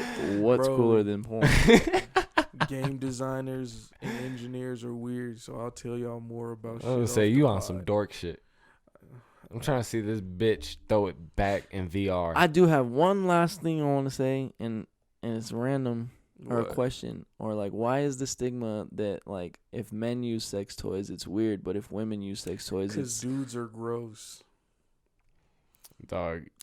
how? It's the just same thing. Nothing is sexy about being a dude. I mean, 'Cause- it does. Like the Listen, idea about listen, it is weird, listen. but it's like if you're just trying to pleasure No, yourself, no, it's the same as a girl trying to pleasure herself. If I have to play devil's advocate here, you know what I'm saying? See the other side, the other perspective. Listen, it's because like men can get a nut off so easily that it's like when men have toys, it's like overindulgence. Okay. Literally. All right. Whereas like women like getting a nut off is not a guarantee. And it's like you can hook up with someone, you know what I'm saying? And You it's need the like, supplements. and then you need supplements. Exactly. So it's like, listen, I got a crazy story, bro. I fucking went home with this bitch, long story short, and I fucking dove in her bed feeling real good. I'm drunk, radio playing, you know what I'm saying? I'm like, I'm about to crack this bitch down. I fucking jumped, and she let me in her room. Lights on, LEDs, you know her pussy popping when she got the LEDs going around the fucking room. Facts. I jump in her bed and fucking like bounces a fucking 12-inch dildo and like lands in my chest. I'm like, yo, what the fuck is this? Yo, Swear to God. fuck no. I was like, no way. What is this? It's like I like literally like swan dived into the bed, and then like a huge fucking dildo popped way the fuck up, scraped the ceiling, and landed right in my chest. I was like, yo, I'm about to crack this bitch down. See, and she not finna feel nothing. Literally. But you just gotta think about it like this. If you walk past a window, you saw a chick using a toy, you'd be like, that's hot. But that's because I'm a man. If you look in the mirror, and it's also like gay porn versus lesbian porn. No. But then that similar. same, try to mimic that same feeling with yourself in the mirror while you're using the toy. Wouldn't you feel way more ashamed of yourself than because anything? I'm not. No, I can't do that because Like, I don't think from the gross. perspective of a woman. But I look like do some women not think some women think it's attractive to watch a man masturbate? Yes, Facts. and it's so weird. And I think it's weird. It's like I don't want to do that to like in front of you. That you is know what weird I'm because saying? we don't even think about it, but like. But they think that shit's hot. Like you know. They'll ask for like a dick pic, and nut you'll send them video a or dick some pic, shit. and then they'll be like, "No, I need a nut vid." Yeah. And it's like, I ain't trying to do all. You never that. did the nut vid? I'm not. I mean, you don't really have to. You live. I'm not finna incriminate myself. No, but it's wild how I can incriminate myself. Fucking cut this.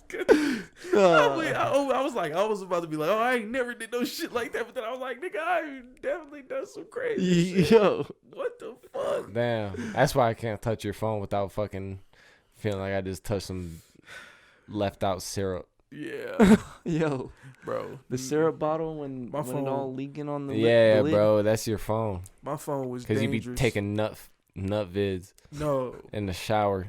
Not of myself. What? All right, man. So yeah, it's slightly 1:03 a.m. It's been another episode of the Fool's Gold podcast. It's been the White Table Talk. We got that gang back in action. Yeah, we do. We gonna come back next week with a fucking banger on your bitch asses. Gonna be a banger. Thanks. And if you didn't enjoy this, fucking fuck you. Yeah. Also, if you listen 3 hours in to get to this point, I love you. Yeah, we honestly, appreciate you. That would be lit if you made it to this point. If you made it to this point, you're fucking real. Yeah, you're a savage. Yeah. To my professor and to my classmates, if y'all got this far, I'm sorry. But you're also nosy as fuck. Nah, I fuck with them. Nah, just jokingly. But Like, you're and, nosy as fuck. and also, if you got to this point, tell Sage in the comments that he ain't let me in, bro. He ain't let me in. I tried. Yeah, we definitely was trying to penetrate. We was trying to You're not penetrate. penetrating. We was trying to double penetrate. We was trying to double Get me outta penetrate. here. It's not You a was safe not space. letting us in. It's not a safe space. He's Get trying me out to of here. gape it out. Yo, you I did. My bad. But that's what y'all been waiting for. It's been the White Table Talk. It's the Fool's Gold podcast. I'm here with King Sage, Truepenny J. Gang, I'm Aquaman Lucas. Love y'all. peace and hair grease. Cool. Catch me as a serial, lost my demons back. Your vibe feels like Seattle. I will come over more, but your dad is an ass. My absence makes him judge me, because so far I run from challenges just like your last. Seems that nothing about this love is mine or yours. We 17, but nothing about this love is minor. That nigga say he don't trust me. Could give a fuck as long as you love me. You love me, baby, do you love me? Could give a fuck as long as you love me, babe. Summertime, 2 a.m. with edibles. I still feel weird, but somehow feel I needed that. Angels damn near breathing for me. Catch me instant and relapse, my demons back. I'm waiting for my brain to make this funny. Sometimes I feel like I'm just talking to these ads. Need your trust, let's go, where we going? Let's go, 206-158-9750. But you